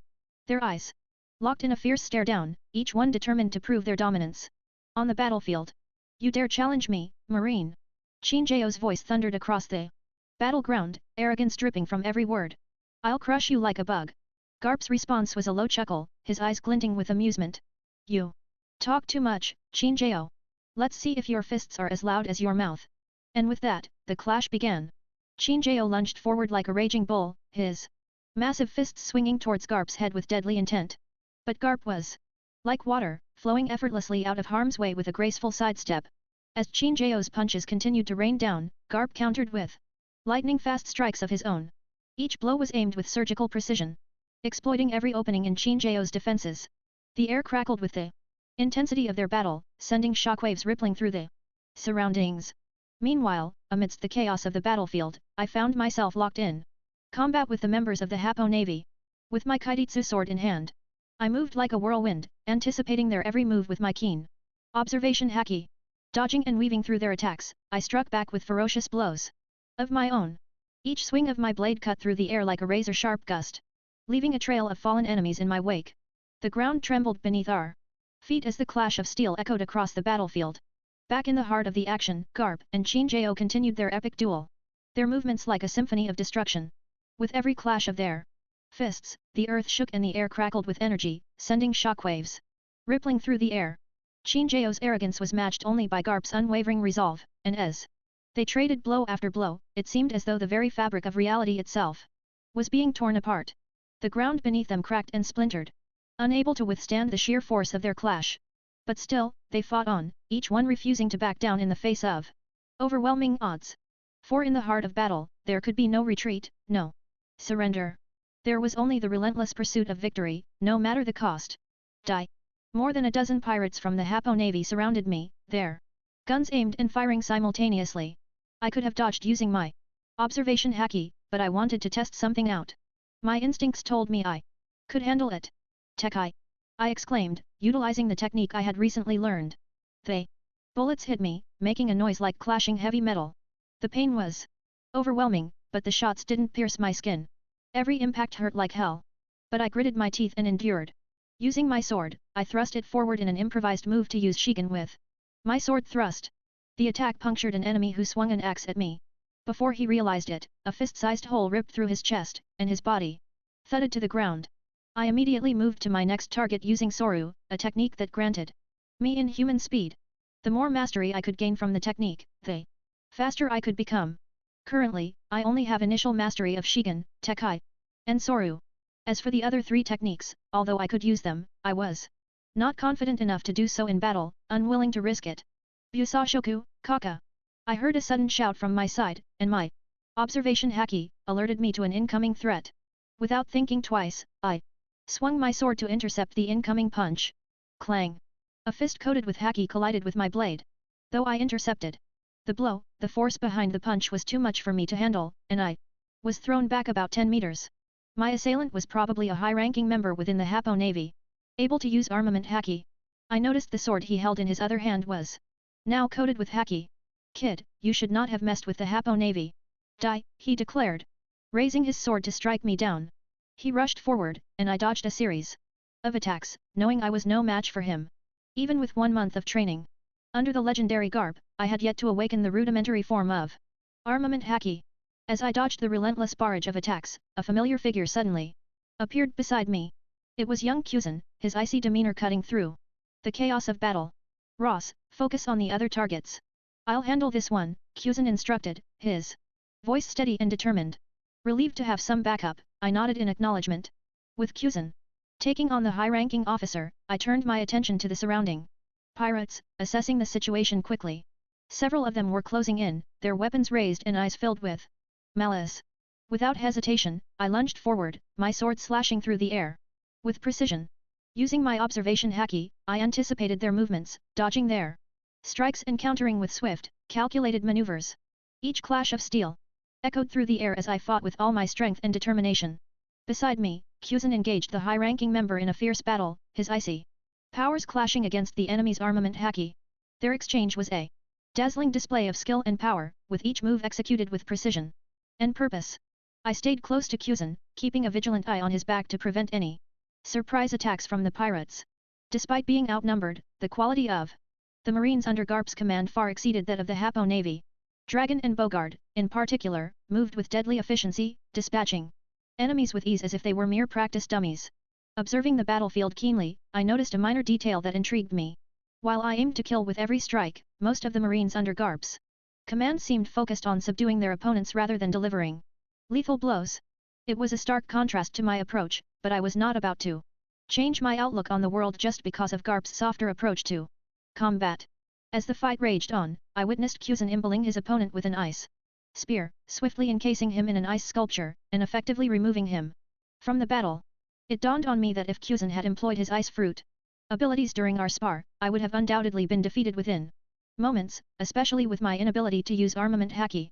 Hehe, Shinjao, it seems like you won't have much of a Hapo navy left if your subordinates keep falling at this rate, Garp commented.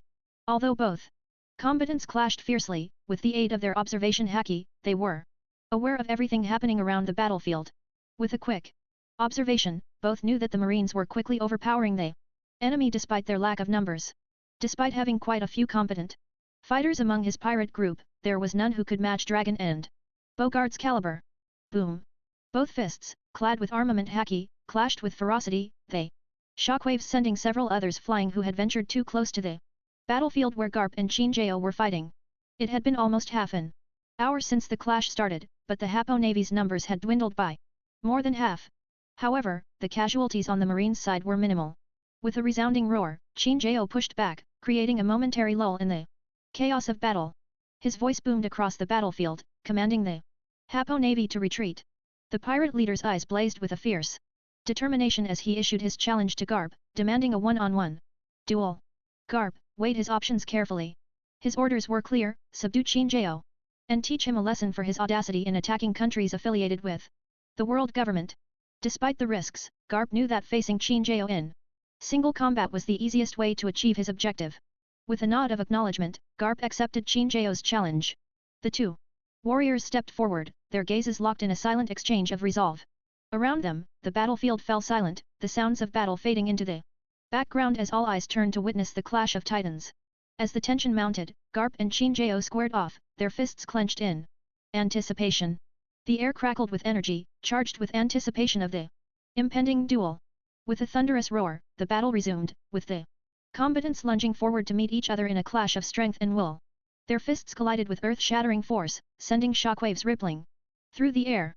Each blow was met with a flurry of counterattacks, as Garp and Shinjao pushed themselves to their limits. The intensity of their duel was palpable, a testament to the sheer power and determination of both warriors.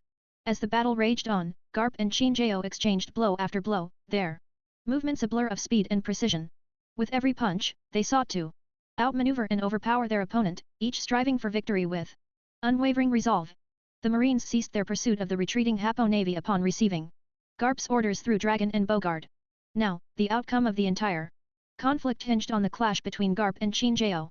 As the Marines regrouped, I found myself in the midst of an electrifying spectacle: the clash between two conquerors' haki users. Despite the apparent balance in their exchange of blows, a trained eye could discern Garp's advantage.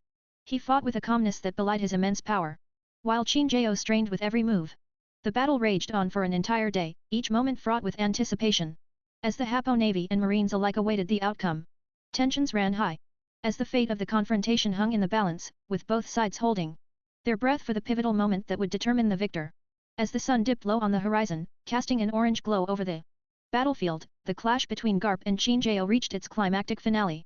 Both warriors stood at the pinnacle of their power, their auras radiating with the intensity of their conqueror's haki. With each exchange of blows, the ground trembled beneath their feet, echoing the ferocity of their combat. The air crackled with electricity as Garp and Shinjao danced around each other, their movements a blur of speed and precision. Suddenly, with a thunderous roar, Garp unleashed a devastating punch, his fist enveloped in a shroud of armament haki. The force of the blow was enough to send shockwaves rippling through the air, causing even the most seasoned warriors to pause in awe. Shinjao, caught off guard by the sheer power of Garp's attack, attempted to counter, but it was too late. With a resounding impact, Garp's fist connected squarely with Shinjao's famed drill, flattening it under the sheer power of the impact and launching him towards the ground. The battlefield fell silent as debris rained down around them, the echoes of the clash reverberating through the air. All eyes were on Garp as he stood victorious, his expression steely and unwavering. In that moment, the legend of Garp, the hero of the Marines, was cemented for all eternity. With a single punch, he had defeated one of the most feared pirates in the world, proving once again why he was considered one of the greatest warriors to ever walk the seas. Garp waited for a few minutes, observing to see if Chinjao would rise to continue the fight. However, it became evident that Chinjao was incapacitated, having fainted from exhaustion. With his opponent defeated, Garp turned away from the fallen pirate and made his way back to the Marines, who erupted into cheers and applause. That fight was truly phenomenal, remarked Kuzan, who was seated beside me, his voice filled with admiration. He had come to realize the vast difference in power between himself and a powerhouse like Garp. It was indeed enlightening, I responded, nodding in agreement. We still have a long way to go. Despite the daunting realization of our current capabilities, I remained determined to continue growing stronger. The battle had only reinforced my resolve to become powerful enough to challenge the world. The news of Chinjao's defeat shook the world, and I, Ross, found myself at the heart of it all. Chinjao, with his infamous bounty of 540 million belly, was a force to be reckoned with, even within the treacherous waters of the New World. His association with the formidable Hapo Navy only added to his notoriety. And when Garp, my mentor and a legendary marine, flattened Chinjao's famed drill, he earned himself a new moniker, Garp the Fist. It was a legendary feat that reverberated throughout the seas. Inspired by the epic clash I had witnessed, I threw myself into even more grueling training. Time flew by as I dedicated myself to honing my skills under Garp's tutelage, alongside my fellow apprentice, Kuzan. Despite Kuzan's best efforts, he couldn't match the rapid growth I experienced. Over a year had passed since I had joined the Marines to learn under Garp's tutelage. During this time, many significant events unfolded. Garp, relentless in his pursuit of the future Pirate King, set his sights on bringing down his arch-rival. Reassigned to the New World after his clash with Chinjao, Garp became obsessed with apprehending Roger. There were days when he would blindly charge into battle, only for Roger and his crew to narrowly evade capture, fueling Garp's determination even further. I witnessed firsthand the intensity of Garp's pursuit, learning invaluable lessons from each encounter. The clash between Garp and Roger taught me more than I could have imagined, putting the skirmish with Chinjao into perspective. Roger and Garp existed in a league of their own, far beyond the likes of Chinjao. During this year of training, I had honed my observation haki to unprecedented levels, surprising even Garp with my progress. Impressed by my growth, Garp shared with me a technique to conceal one's presence from others' observation haki, a skill I had previously been unaware of. And it wasn't just the Roger pirates that we clashed with. Whenever Roger slipped past Garp's grasp, the frustration would boil over, leading him to target other notorious pirate groups. This penchant for relentless pursuit was why Garp was a marine feared by all. His determination could sometimes border on the unreasonable. Occasionally, alongside his friend Sengoku, he embarked on joint ventures to subdue formidable foes like Whitebeard, a remnant from the Rock's crew whom Sengoku chased with the same fervor. Garp chased Roger. Unlike Garp, however, Sengoku approached each mission with meticulous planning and precision. Just a few months ago, they had nearly cornered Whitebeard. If not for the unpredictable storm that intervened, the legend of Whitebeard would likely have met its end that day. Besieged by Sengoku, Garp, and Tsuru, Whitebeard was unlucky, though I was certain he and his crew must have shipwrecked somewhere after the tempest. Each skirmish served as an opportunity for me to grow stronger. Amidst the chaos, I secretly observed Dragon, always reserved and contemplative. His decision to leave the Marines couldn't have been impulsive, he must have weighed his options carefully. While I was Garp's protégé, he maintained a certain distance, offering occasional guidance and words of wisdom.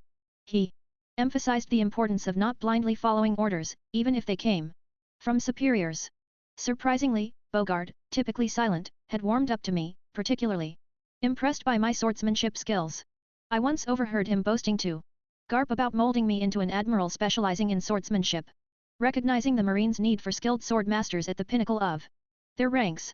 During my time aboard Garp's ship, I witnessed not only the noble ideals upheld by the Marines but also the dark underbelly that lurked within.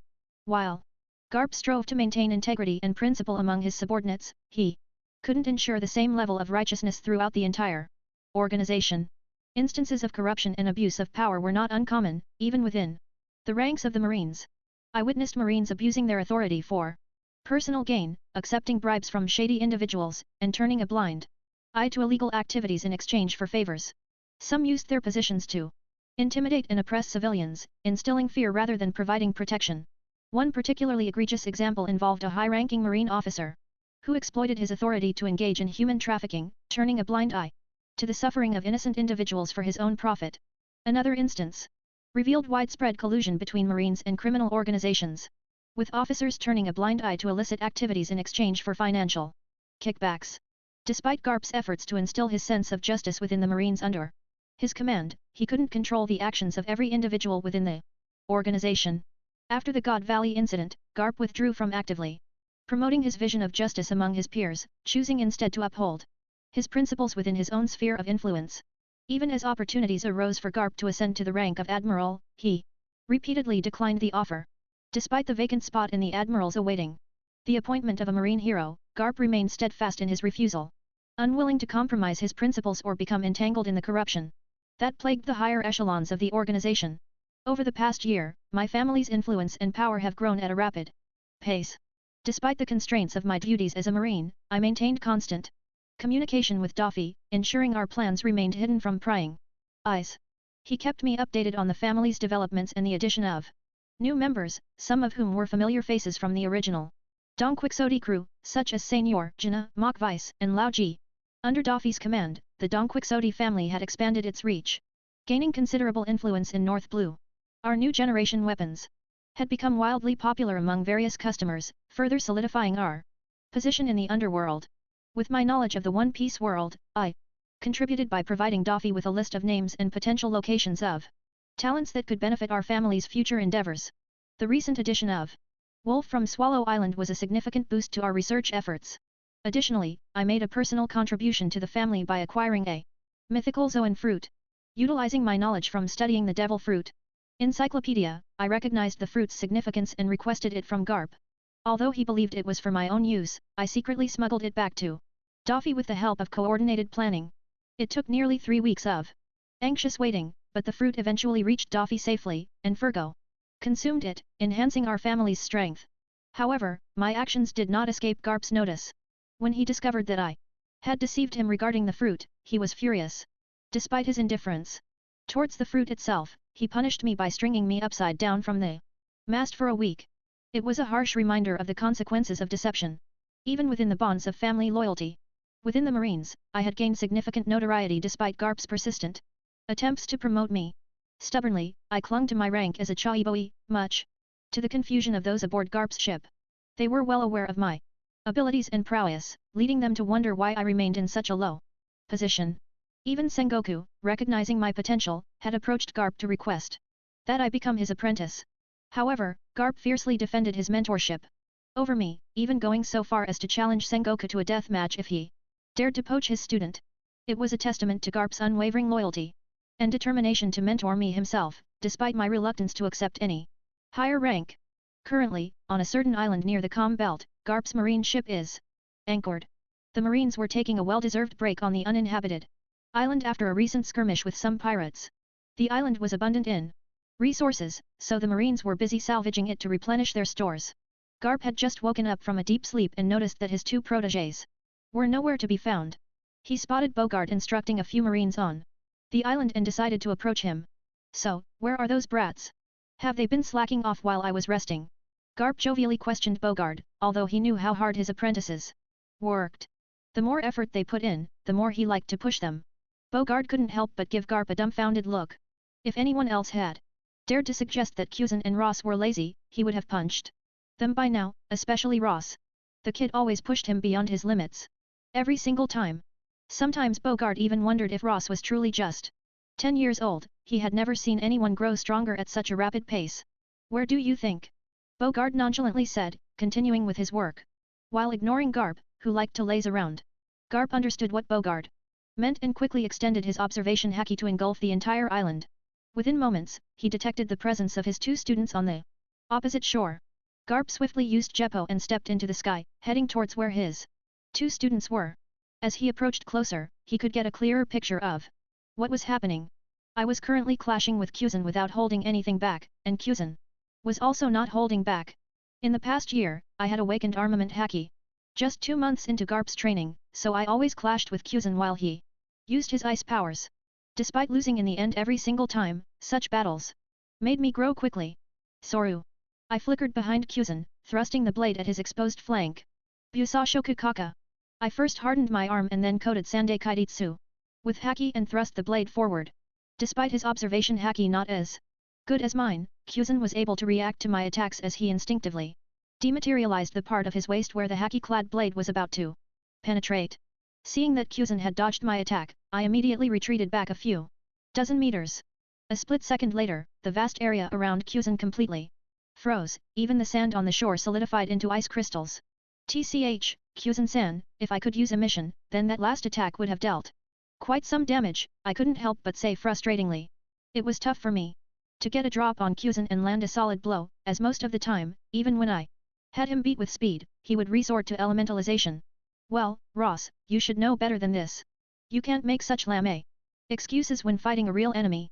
They're not going to spare you just because you haven't learned emission yet, Kuzan teased, unable to resist poking fun at me. Since I had learned armament haki, I had been pestering him relentlessly about training. Eventually, he got fed up and treated me like a punching bag. But as the days went by, I was growing stronger at an alarming rate, forcing Kuzan to redouble his efforts to avoid being surpassed by me. Boom! Kuzan suddenly pushed toward me and threw a punch right at my ribs. However, I was ready and covered myself with haki around the area where the punch connected. Shit! That hurt like hell, I grunted, feeling the impact of Kuzan's punch.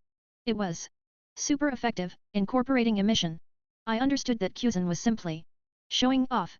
I was launched about 10 meters and came to a stop, sliding while rubbing the blood from the corner of my mouth. Now, that, my little friend, is emission. I hope you can learn that soon, or you can only dream about landing a solid blow on me in the future, Kuzan continued teasing me. He knew that despite being hit by an emission-infused punch, I wouldn't be affected much, as my physique was monstrous. My body was already rapidly healing from all the damage I had just received from the last attack. Show off, I muttered under my breath. I sheathed Kaititsu and, with a quick draw motion, pulled out the blade again, sending a massive flying slash towards Kuzan. He chose to take the attack head-on, hardening both his arms with haki and crossing them in front of him. As the attacks clashed, the sword attack dispersed, not yielding the intended results. As the clash continued, the air crackled with anticipation, charged with the intensity of our training session. Kuzan and I were locked in a dance of blades and fists, each movement calculated and precise. Despite Kuzan's teasing, I remained focused, determined to prove myself and push my limits. With a swift motion, I lunged forward, my blade slicing through the air with lethal precision. Kuzan countered effortlessly, his movements fluid and graceful as he evaded my attack with ease. But I was relentless, pressing forward with unwavering determination. As we exchanged blows, I could feel the adrenaline coursing through my veins, fueling my every movement. Each clash of haki echoed across the shore, a symphony of battle that spoke of our fierce dedication to our craft. Despite Kuzan's experience and mastery over his ice powers, I refused to back down. With every strike, I pushed myself harder, my resolve unyielding in the face of his formidable skill. I knew that I had to surpass him if I wanted to stand a chance against the challenges that awaited me in the future. With a sudden surge of energy, I unleashed a flurry of attacks, each strike aimed at testing Kuzan's defenses. He met my onslaught head-on, his own attacks coming fast and furious as he sought to overwhelm me. But I refused to falter. Drawing upon every ounce of strength and skill, I matched him blow for blow, my determination unwavering despite the growing fatigue that threatened to weigh me down. Ice block, pheasant peck, Kuzan declared, his hand directed towards me as he conjured a massive bird made of ice, aiming to engulf and freeze me completely. With my energy waning, I realized I had no choice but to confront the attack head-on. Busashoku Kaka, I muttered, shrouding myself in armament haki and imbuing Kaititsu with its power. As the ice bird hurtled towards me, I summoned the last reserves of my strength and swung my blade, slicing the bird in half just in time. But before I could recover, Kuzan launched a second attack, and despite detecting it, I lacked the stamina to counter it. In a matter of seconds, I found myself encased in ice, trapped in an icy sculpture. Yet, thanks to the protective shield of armament haki, I remained unharmed by the extreme cold. But I refused to falter. Drawing upon every ounce of strength and skill, I matched him blow for blow, my determination unwavering despite the growing fatigue that threatened to weigh me down. Ice block, pheasant peck, Kuzan declared, his hand directed towards me as he conjured a massive bird made of ice, aiming to engulf and freeze me completely. With my energy waning, I realized I had no choice but to confront the attack head-on. Busashoku Kaka, I muttered, shrouding myself in armament haki and imbuing Kaititsu with its power. As the ice bird hurtled towards me, I Summoned the last reserves of my strength and swung my blade, slicing the bird in half just in time. But before I could recover, Kuzan launched a second attack, and despite detecting it, I lacked the stamina to counter it. In a matter of seconds, I found myself encased in ice, trapped in an icy sculpture. Yet, thanks to the protective shield of armament haki, I remained unharmed by the extreme cold. Ha ha ha, it seems like you brats are having fun, Garp's voice boomed as he descended from the sky. I had sensed his presence earlier, observing our sparring session. Garp approached my frozen form and placed his hand on my shoulder, emitting a sudden surge of haki that shattered the ice, releasing me from my icy prison. Grateful for his intervention, I offered my thanks to my mentor before collapsing onto the frozen beach, utterly exhausted. How many wins is that, Ross? I'm sure you've been keeping count. Kuzan's voice broke through the haze of fatigue as he joined me, taking a seat beside me. Even Garp joined us, settling in the middle as we reflected on the intensity of our training session. Kuzan-san, mark my words, someday I will knock you down and have a good laugh about it, I muttered in frustration, unable to contain my competitive spirit despite being consistently outmatched by him for over a year. If they had heard my inner thoughts, I was sure they would have given me a good ribbing. Garp-sensei, why am I not able to use a mission yet? I've been practicing as hard as possible, but there seems to be no progress on that front. I couldn't help but voice my concerns to my mentor, who sat between us. Brat, are you serious? There should be a limit to how greedy one can be. There are people out there who don't even know what haki means, and I don't think there is anyone your age who has mastered both armament haki and observation haki to such a degree. Yet you are not satisfied. Garp's response was stern, a reminder of the privilege and progress I had achieved at my young age. Garp-sensei, it's okay, we can cut him some slack. After all, it's not every day that Ross gets stuck in training. Who knows how many years Ross will be stuck trying to learn a mission, and the longer he is there, the more I get to beat him up, Kuzan teased, taking advantage of my momentary frustration. Sigh, ice brat, it seems like you've become complacent after beating a kid 10 years younger than you. And what makes you say that the kid has no way to counter you? It's just that the kid has no control over it and hasn't trained in using it efficiently, Garp interjected, his words carrying both wisdom and a hint of reproach. I simply gazed up at the sky, feigning ignorance, while Kuzan shot me a suspicious glance. What do you mean, Garp-sensei? What does Ross have to counter me? Kuzan's curiosity piqued, unaware of the deeper layers of my abilities. Garp turned towards me, knowing full well that I wasn't as clueless as I pretended to be. You can use it, can't you, kid? I know you've been trying to hone that skill in secret when you think no one is looking, Garp declared, revealing his knowledge of my hidden talents. I couldn't help but sit up, sighing in resignation. Wait, what are you guys talking about? Why am I the only one being left out?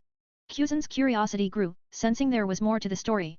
Closing my eyes, I concentrated, and within moments, more than a dozen little birds flew over and settled around me even as an ominous pressure spread around me. Garp, familiar with the house Hoku haki, was unsurprised, but for Kuzan, it was a revelation.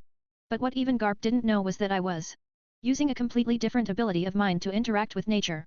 However, under such a balance I could use my house Hoku to a certain degree. Instinctively, Kuzan reached out his hand towards the little birds, expecting them to scatter, but to his surprise, they hopped onto his head and shoulders. Playful and unafraid. Tell me, brat, what do you know about the third type of haki, house Hoku? Garp's question was directed at Kuzan, who was still preoccupied with the birds. The mention of the house Hoku haki didn't seem to ring any bells in his mind. Kuzan, if you keep slacking like this, you can forget about becoming an admiral. You need knowledge alongside strength to reach admiral status. Garp chided, earning eye rolls from both Kuzan and me for his predictable lecture. Fine, forget it. I'll explain it in a simple way. Your junior here is someone who has an ability similar to mine called Conqueror's Haki. House Hoku Haki is a rare form of Haki that allows the user to exert their own willpower over others.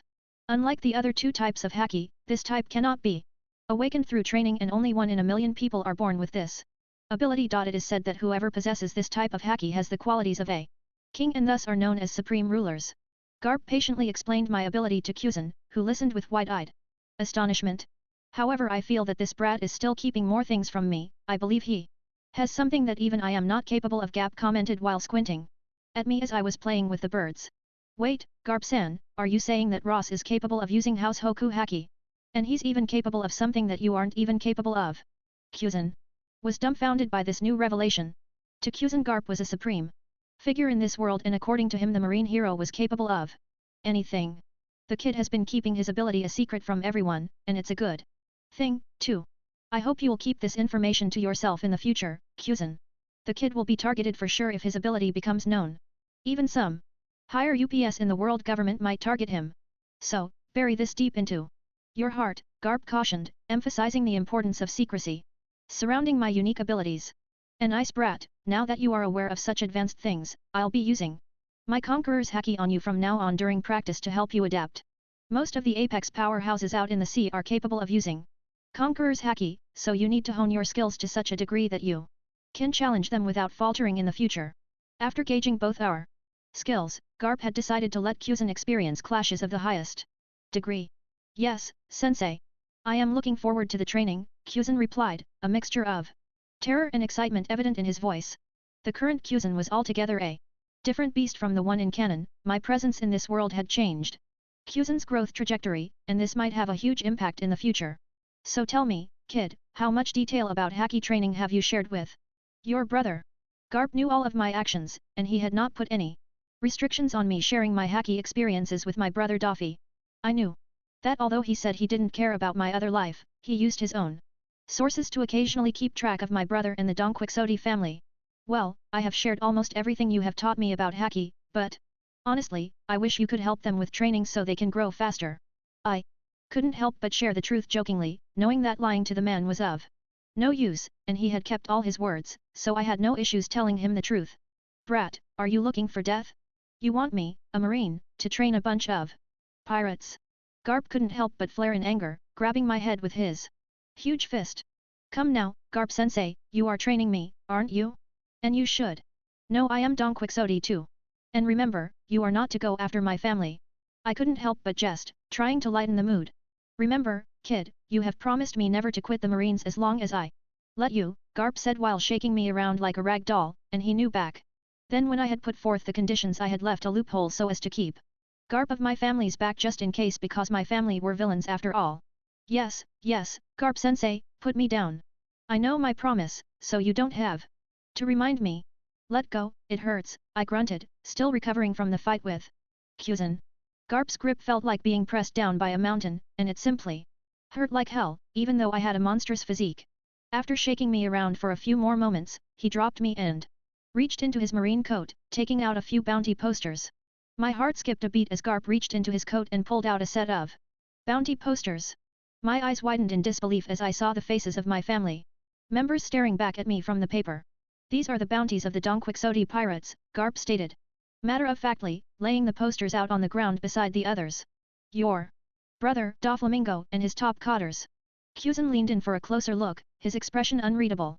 They have quite the reputation, he commented, his voice neutral but tinged with curiosity. The bounty posters displayed the faces of Daffy, Diamante, Pica, and Señor. Despite my efforts to hide it, a flicker of delight danced across my face as I took in the sight. However, I quickly composed myself, my expression becoming neutral once more. My face twitched slightly as I noted the meager bounties assigned to my brother and his top cotters. Daffy's bounty poster, in particular, caught my attention. It bore the words "only alive" and listed a reward of a mere 15 million belly. It was clear that my family had been active since establishing the weapons factory, but their bounties did not reflect the extent of their influence. Carefully, I collected all 4 posters, examining them once again. The highest bounty among them was a modest 24 million belly, assigned to Diamante. It was a surprising revelation, considering the alarming growth of the Don Quixote pirates. As I reflected on the modest bounties of my brother and his cotters, a sense of perspective washed over me. Despite their rapid expansion, the Don Quixote family's influence remained confined to North Blue for the time being. Considering it had only been a year since their establishment, such bounties were to be expected. Furthermore, I reminded myself that Daffy, despite being the head of the family, was only 12 years old. His young age likely played a significant role in the relatively low bounties assigned to him and his cohorts. It was a reminder that their journey to infamy was still in its early stages, and much lay ahead in terms of growth and notoriety. Garp-sensei, may I ask why you've brought out these bounty posters? I inquired, wanting to understand his intention behind showing them to me. While I knew he might be trying to look out for me in his own way by informing me about my family, his motives remained unclear. Drop that smirk, kid. I only showed them to you so you understand the path. You shouldn't tread, Garp retorted, his tone stern. Both Kuzan and I exchanged knowing looks, amused by Garp's attempt at imparting wisdom.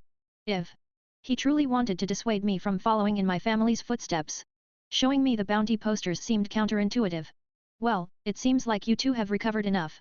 Let's get back to training, Garp declared, abruptly ending the discussion. With that, he rose to his feet, signaling the resumption of our rigorous training regimen. As much as I appreciated his concern, there was no escaping the inevitable challenges that lay ahead.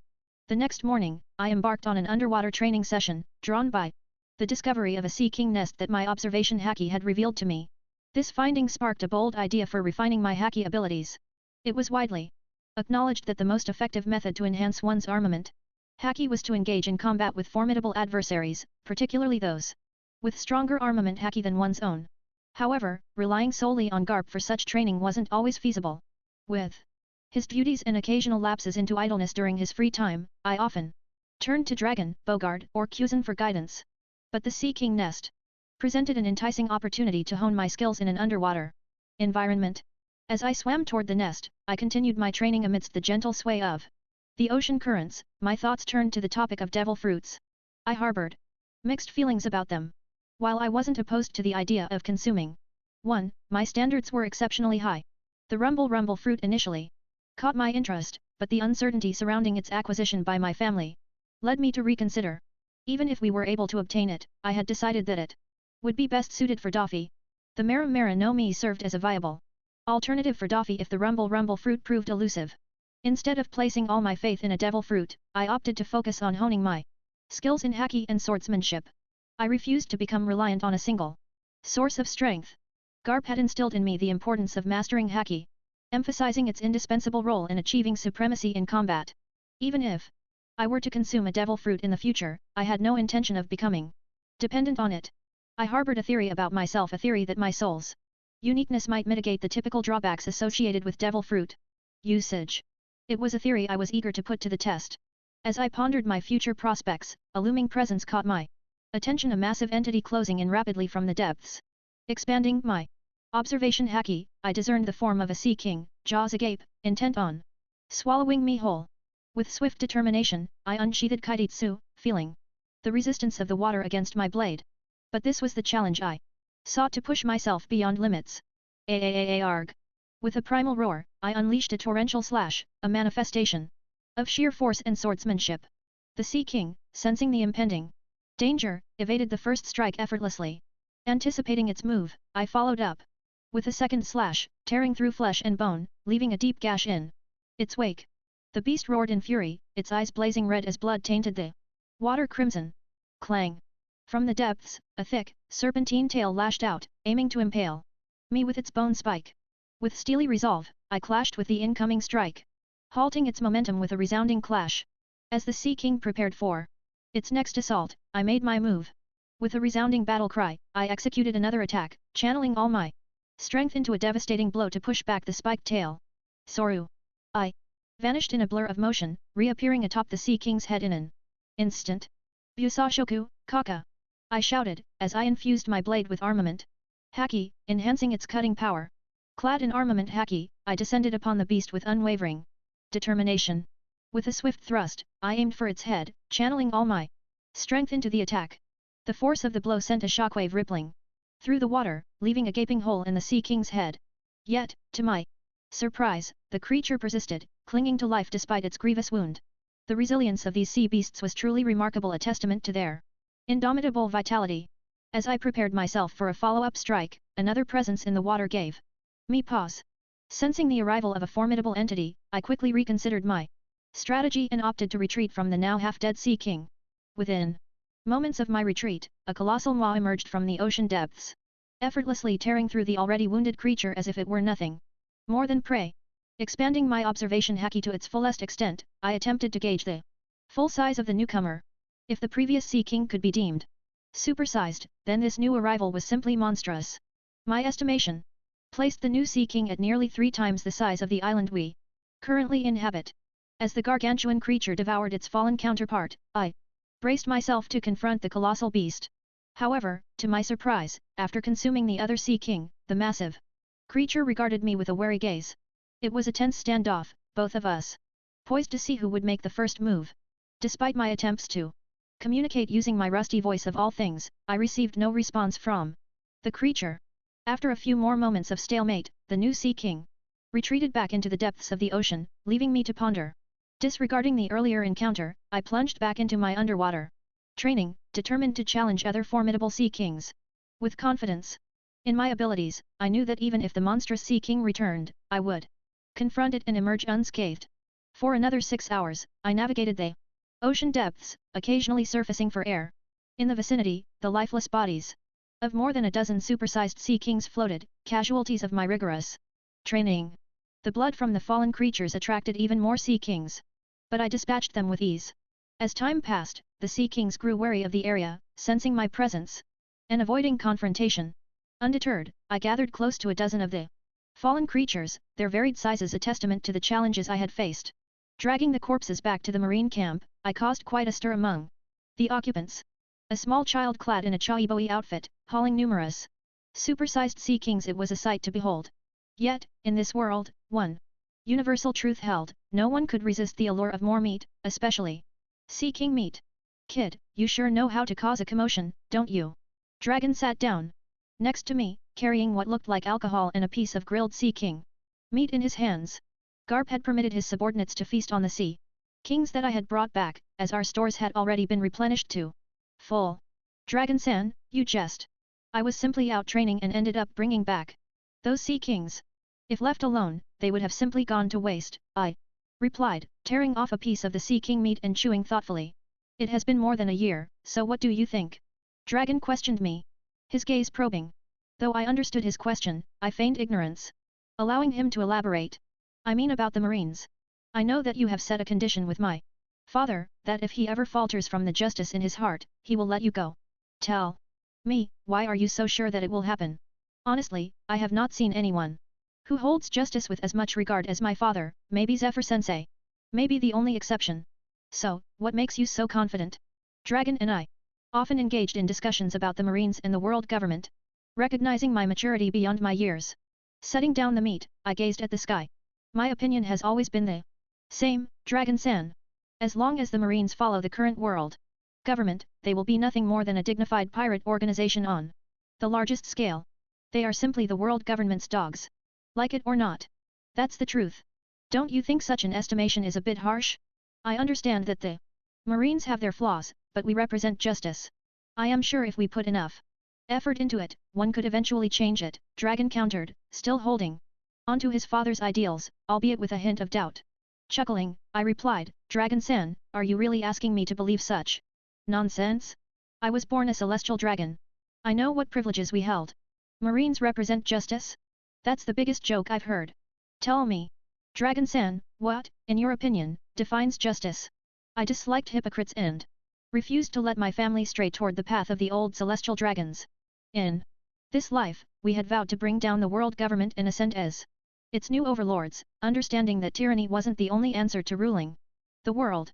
This dragon faltered at my question, realizing that addressing the heart of the issue required grappling with uncomfortable truths. He understood that no matter his answer, it would likely be one of convenience, for he realized that the worst form of injustice is pretended justice. It's simple, Dragon-san. Marine justice serves at the convenience of the world nobles. If a pirate kills a person, you would call it a crime. But if a world noble did the same, you would call it privilege. And if a person truly stands against the injustice of this world, the government would simply brand him as either a pirate or a revolutionary, I explained, sharing my perspective on the current pathetic nature of the Marines. Dragon fell into brooding silence, grappling with the weight of my words. Remember, Dragon-san, the world you dream of can only be achieved if you have enough strength and prestige to topple the current victors. Justice serves the victors, that's the truth of this world, I stated firmly as I began devouring another piece of Sea King meat. Life return had granted me the ability to consume large amounts of food without issue. Suddenly, a heavy blow landed on my head, causing me to turn sharply to find Garp glaring at me. I feigned innocence, but inwardly marveled at how the Marine hero managed to approach me undetected, despite my active observation haki. Under Garp's guidance, I had been honing both my observation and armament haki to function effortlessly, but I still had much to Learn to match Garp's level. Brat, are you trying to lead my son astray? Garp sat down and grabbed a piece of Sea King meat, his actions lacking any ceremony. Garp-sensei, that's slander. How could I lead Dragon-san astray? And none of the words I said are false. Can you deny it? I challenged, meeting Garp's gaze with unwavering determination. Garp choked on his food momentarily before responding, kid, justice isn't as simple as that. One must simply strive to serve justice to the best of their abilities, regardless of the outcome. Even if I am able to save just one person, then I believe that justice is served. And if you let yourself falter just because of inconveniences, then you are no better than a coward. His words were not just for me but also intended to reassure Dragon, whose belief in the Marines was gradually eroding. Garp didn't want my influence to exacerbate Dragon's doubts any further. Just remember this, brat, pirates are evil, and at the end of the day, Marines represent justice, and justice will prevail, Garp declared, echoing the sentiments of many Marines. I met Garp's eyes with an unwavering resolve, and without my knowledge, my conqueror's haki began to emanate, filling the air with an undeniable presence. Pirates are evil?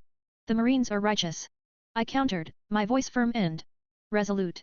Justice will prevail, you say? Of course it will. Because whoever wins in the end becomes justice. Crack. The sound of the bone from Sea King meat snapping in Garp's hand briefly caught my attention, but I quickly returned my focus to the meal. Every word I spoke rang true, resonating with the realities of both my old world and the new. Brat, you better shut up, or I'm going to string you upside down from the mast. Again. By the way, we've received an update from Marineford. Kong-san wants us back at HQ. It seems like they are expecting some kind of big clash. Zephyr, myself, Sengoku, and Tsuru are being dispatched, Garp announced, steering the conversation away from the topic of justice towards our imminent mission. The Marines were preparing for a significant operation. So, who are the targets? Our last intel gave us the approximate location of the flying pirates, Dragon inquired, his curiosity piqued. The lineup of Marines being deployed hinted at a formidable adversary, with only a select few warranting such attention. Shiki and his entire crew came to mind. No, it seems that the remnants of the Rocks pirates, other than those who formed their own crews, have been spotted. Particularly, two high-profile targets who remained loyal to the Rocks until the end. It appears they're convening for a special meeting, prompting the Marines to capture them all in one fell swoop, Garp explained, his tone serious. Memories of the incident at God Valley lingered, shaping his understanding of the situation.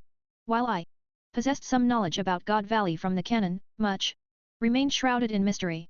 Say, Garp-sensei, may I know the source of this intel? The Rocks pirates, especially those who've remained hidden for years, suddenly being discovered and the Marines mobilizing such a significant force, it's suspicious, don't you think? I probed, sensing there was more to the situation. Then met the eye. The deployment of 3 admiral-level combatants raised red flags, indicating the gravity of the situation. The intelligence didn't originate from within the Marines. It was passed down by Cipher Pole, and the higher UPS merely relayed the orders, Garp revealed. His unease evident. Despite his doubts about the world government's actions, he couldn't pinpoint the source of his apprehension. Meanwhile, at Marie Joy's, the 5 elders had gathered to finalize the plan they had formulated during the previous meeting regarding the future of the Marines. After the incident at God Valley, the Marines had been steadily gaining influence.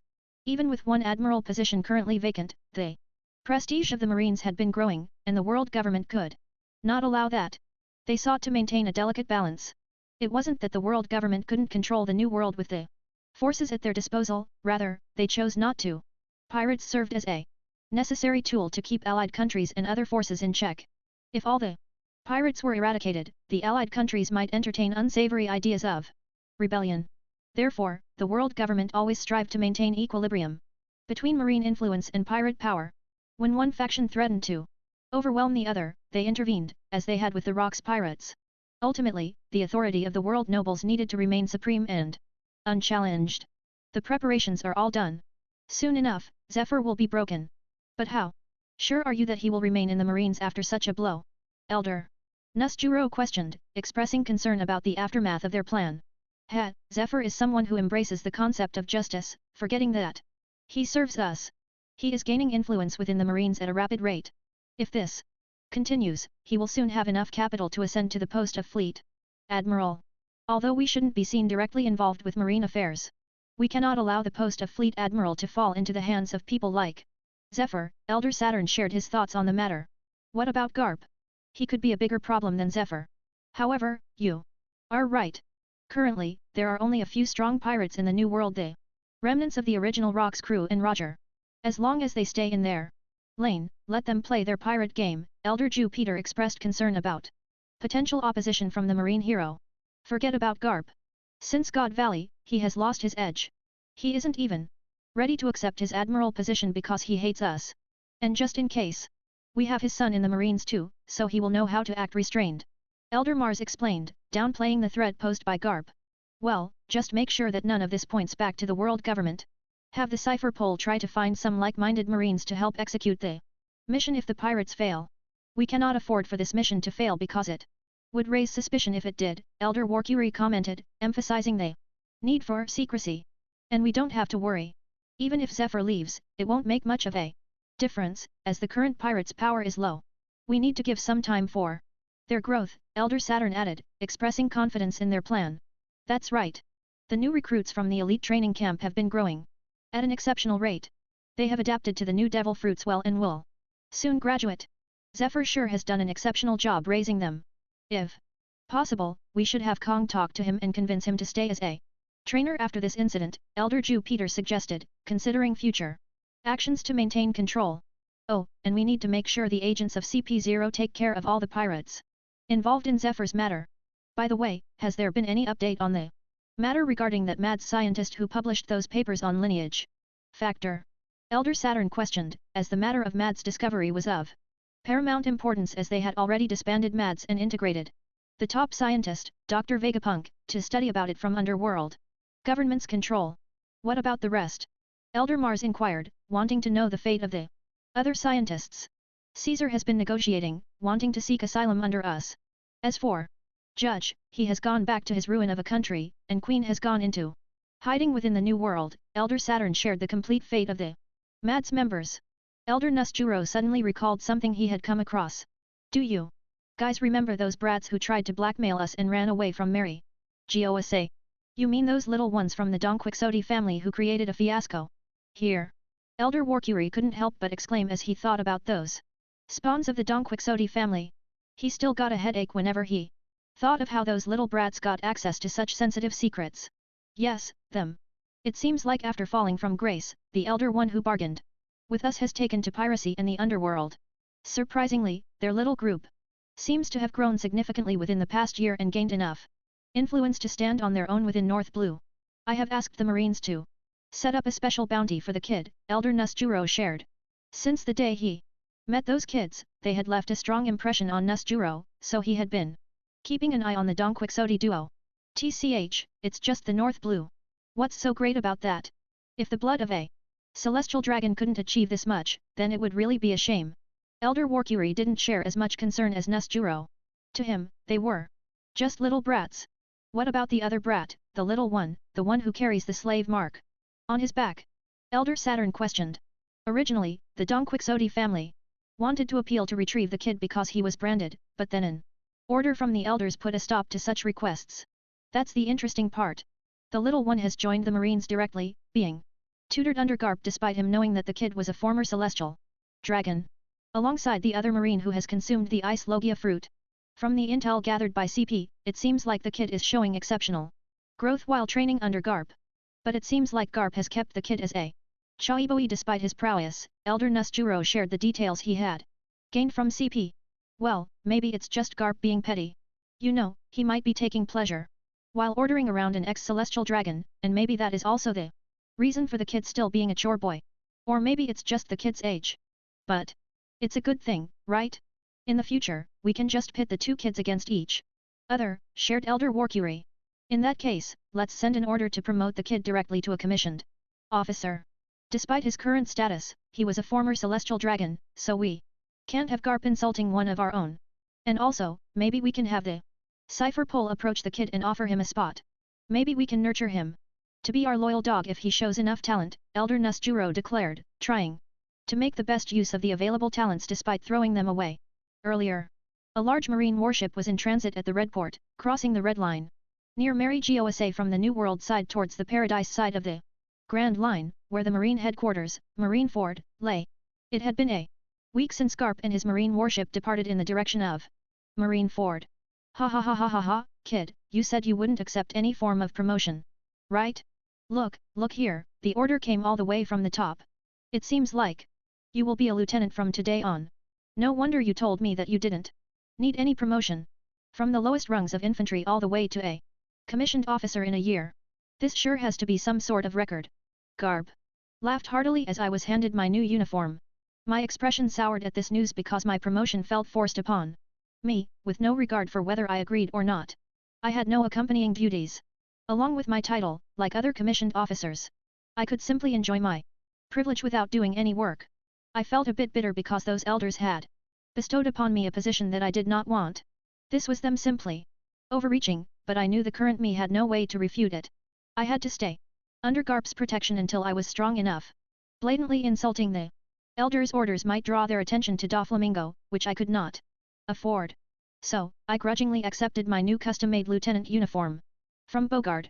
The journey from Redport to Marineford was short, as Marineford sat right next to Mary Gosa and Sabayati. As the marine warship docked onto the designated area in Marineford, I spotted a few figures waiting to welcome Garp. From my memory, it had been a year since Garp came back to Marineford. It was around the time I had joined the Marines, and after that, Garp had been busy actively hunting Roger and other high-value pirates all year round. Most of them were figures that I had met previously. The only one that I had yet to meet was Zephyr. In his early 40s, he was a man who became an admiral at the age of 38, joining the Marines at a tender age of 14. However, what caught my attention more was the young teen standing next to Zephyr. It was none other than Fergo, my dear friend and one of my brother's most loyal subordinates. Although we both recognized each other, we kept up the facade as if we were strangers. Ah, Zephyr, what a pleasant surprise. How have you found the time to come and welcome me? Garp's voice boomed as he jumped down from the warship, landing next to Zephyr and Sengoku. I followed closely behind Garp, along with Dragon and the other officers who were aboard the ship. Bogard took on the duties of Garp, handling the docking procedures and other formalities. Garp, you sure know how to joke. You left last year chasing after that, Roger, and never bothered to return. Look at Sengoku here, he always makes sure to report back frequently. Zephyr teased Garp in a light-hearted banter. The three of them were thick friends, along with Tsuru. Say, Sengoku, have you got any good premium teas for me to taste? I've missed those novel snacks that you bring back, Garp continued, wanting to tease Sengoku, who seemed to look serious, but Garp knew this was him trying to portray himself as serious. Garp, you bastard, don't you dare touch my things. The last time you left for the sea, you emptied the entire warehouse of my favorite snacks, Sengoku fumed with righteous anger. I tried to make sense of the situation. 3 admiral-level figures were discussing snacks. I couldn't help but sigh. Zephyr, who was catching up with the others, noticed my gaze and turned towards me. So, Garp, is this the new kid that you have taken under your wing? Sengoku here said that you threatened him with a death match for wanting to snatch the kid, he questioned curiously, as my prowess had reached the ears of most of the marine higher UPS. Haha, you're right. This is the brat. Don't be fooled by how polite he looks. He's one cunning fellow. But his talent is undeniable. I've never come across such talent in my life, Garp boasted about my prowess in front of his friends. But I remained calm, showing little reaction. Well, at least he has good manners, unlike you, Garp. Are you sure you don't want me to take over as his sensei? I'm even ready to adopt him if the child wants, Sengoku offered, trying to rile up Garp, while I couldn't help but roll my eyes, and Garp simply scoffed. The kid's quite good, Garp. He hasn't let his guard down since he got off the warship, even though he's in Marineford, Zephyr remarked, probing me since my arrival on Marineford, but I kept my observation haki active, not giving him any loopholes. Zephyr, it seems like you've found yourself a protege too? Who's the new kid? Seems like he's a good seedling, Garp noted, having noticed Fergo earlier and having a rough estimate of his talent by probing him, as the kid also used observation haki all this while, making him a top-level talent even among the elites. This is my son, Fergo. Like you said, Garp, he's a diamond in the rough. Probably, he will carry on my legacy in the future, Zephyr explained, and the rest immediately understood what Zephyr meant by a son. Zephyr had only been married for about 4 years now, and his son should be 3 this year. So Fergo must be a son that Zephyr had adopted.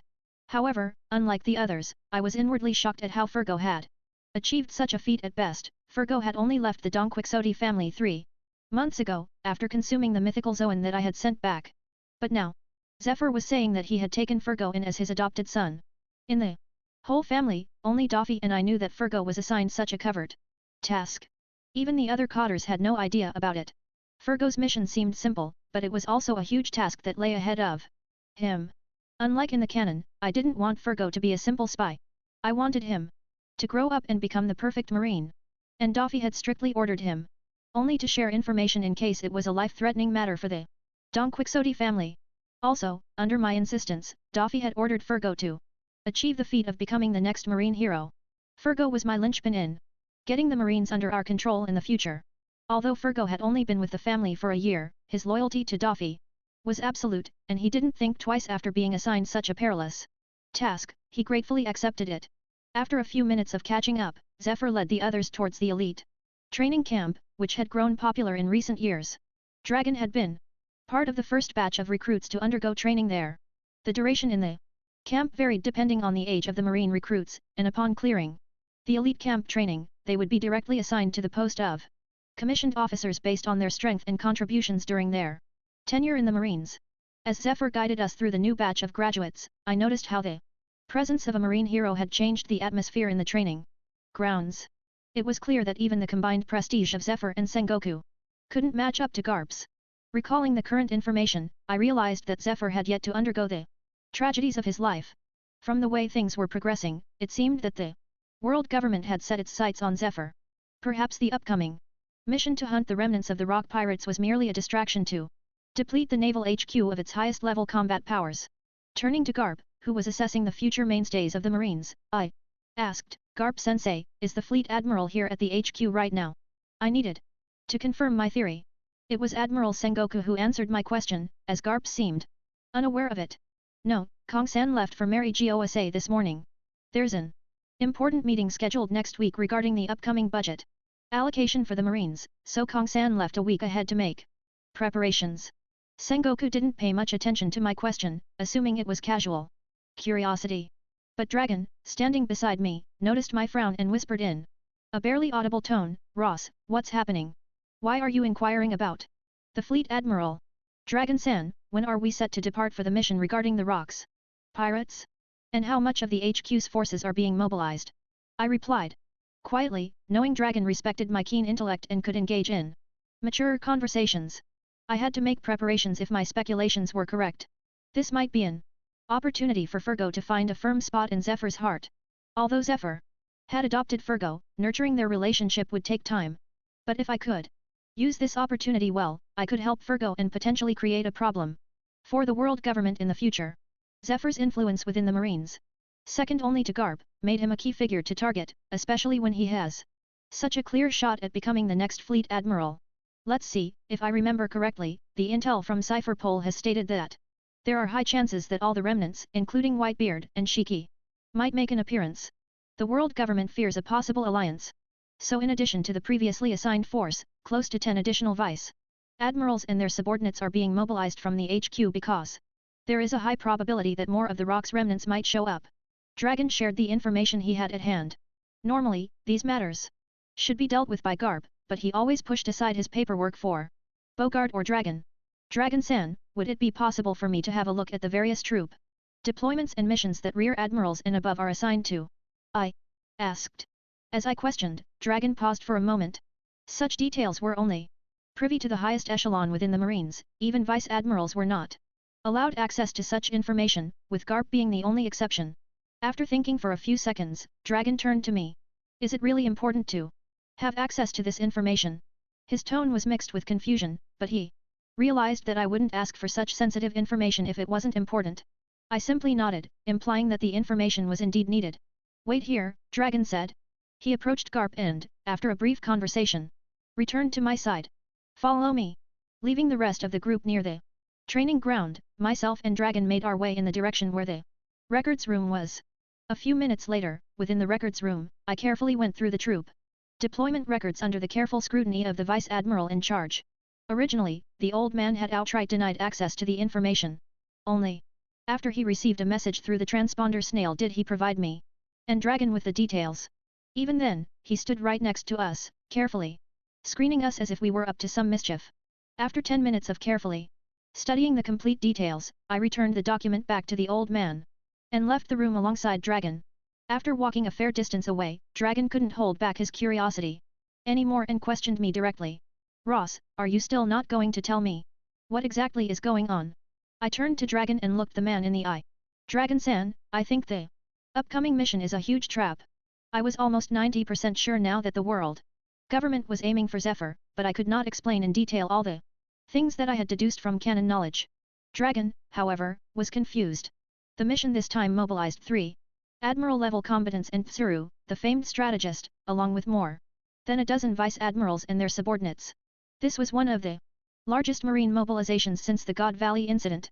So, when I said this was a trap, Dragon was puzzled. Even if all the remnants of rocks were together, including Whitebeard, Shiki, Big Mom, and Kaido, the marine force that is being mobilized can still retreat safely even if they are ambushed. So, Dragon gave me a questioning look, as if wanting an explanation. I checked the deployment records. The majority of the rear admirals and above have already been assigned missions. Originally, the HQ would have had close to 24 vice-admirals after we left for our mission, but with the new additional reinforcements of a dozen vice-admirals, the HQ will be left with only a dozen vice-admirals to defend it. And from what I have checked, all these vice-admirals are veterans who are way past their prime, and a few new ones who have recently been promoted. None can be said to have exceptional strength, I continued, and Dragon felt an ominous feeling as he realized what I was insinuating. Are you saying that the world government is colluding with the pirates and targeting the Marines, planning to attack Marineford while most of its forces are away? Dragon was completely in disbelief. He knew that the world government had its flaws, but he never realized that it could stoop to such low levels.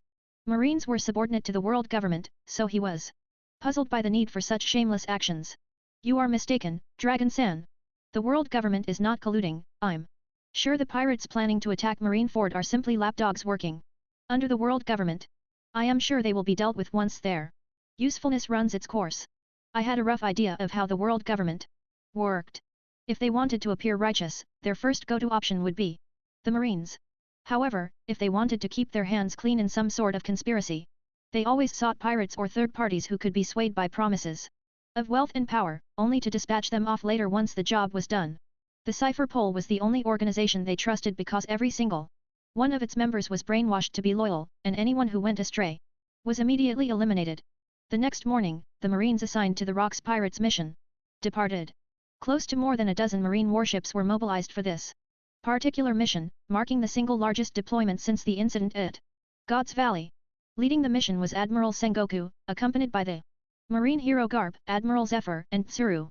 As the warships set sail towards the New World, where the remnants of the Rocks Pirates were gathering, anticipation and tension filled the air.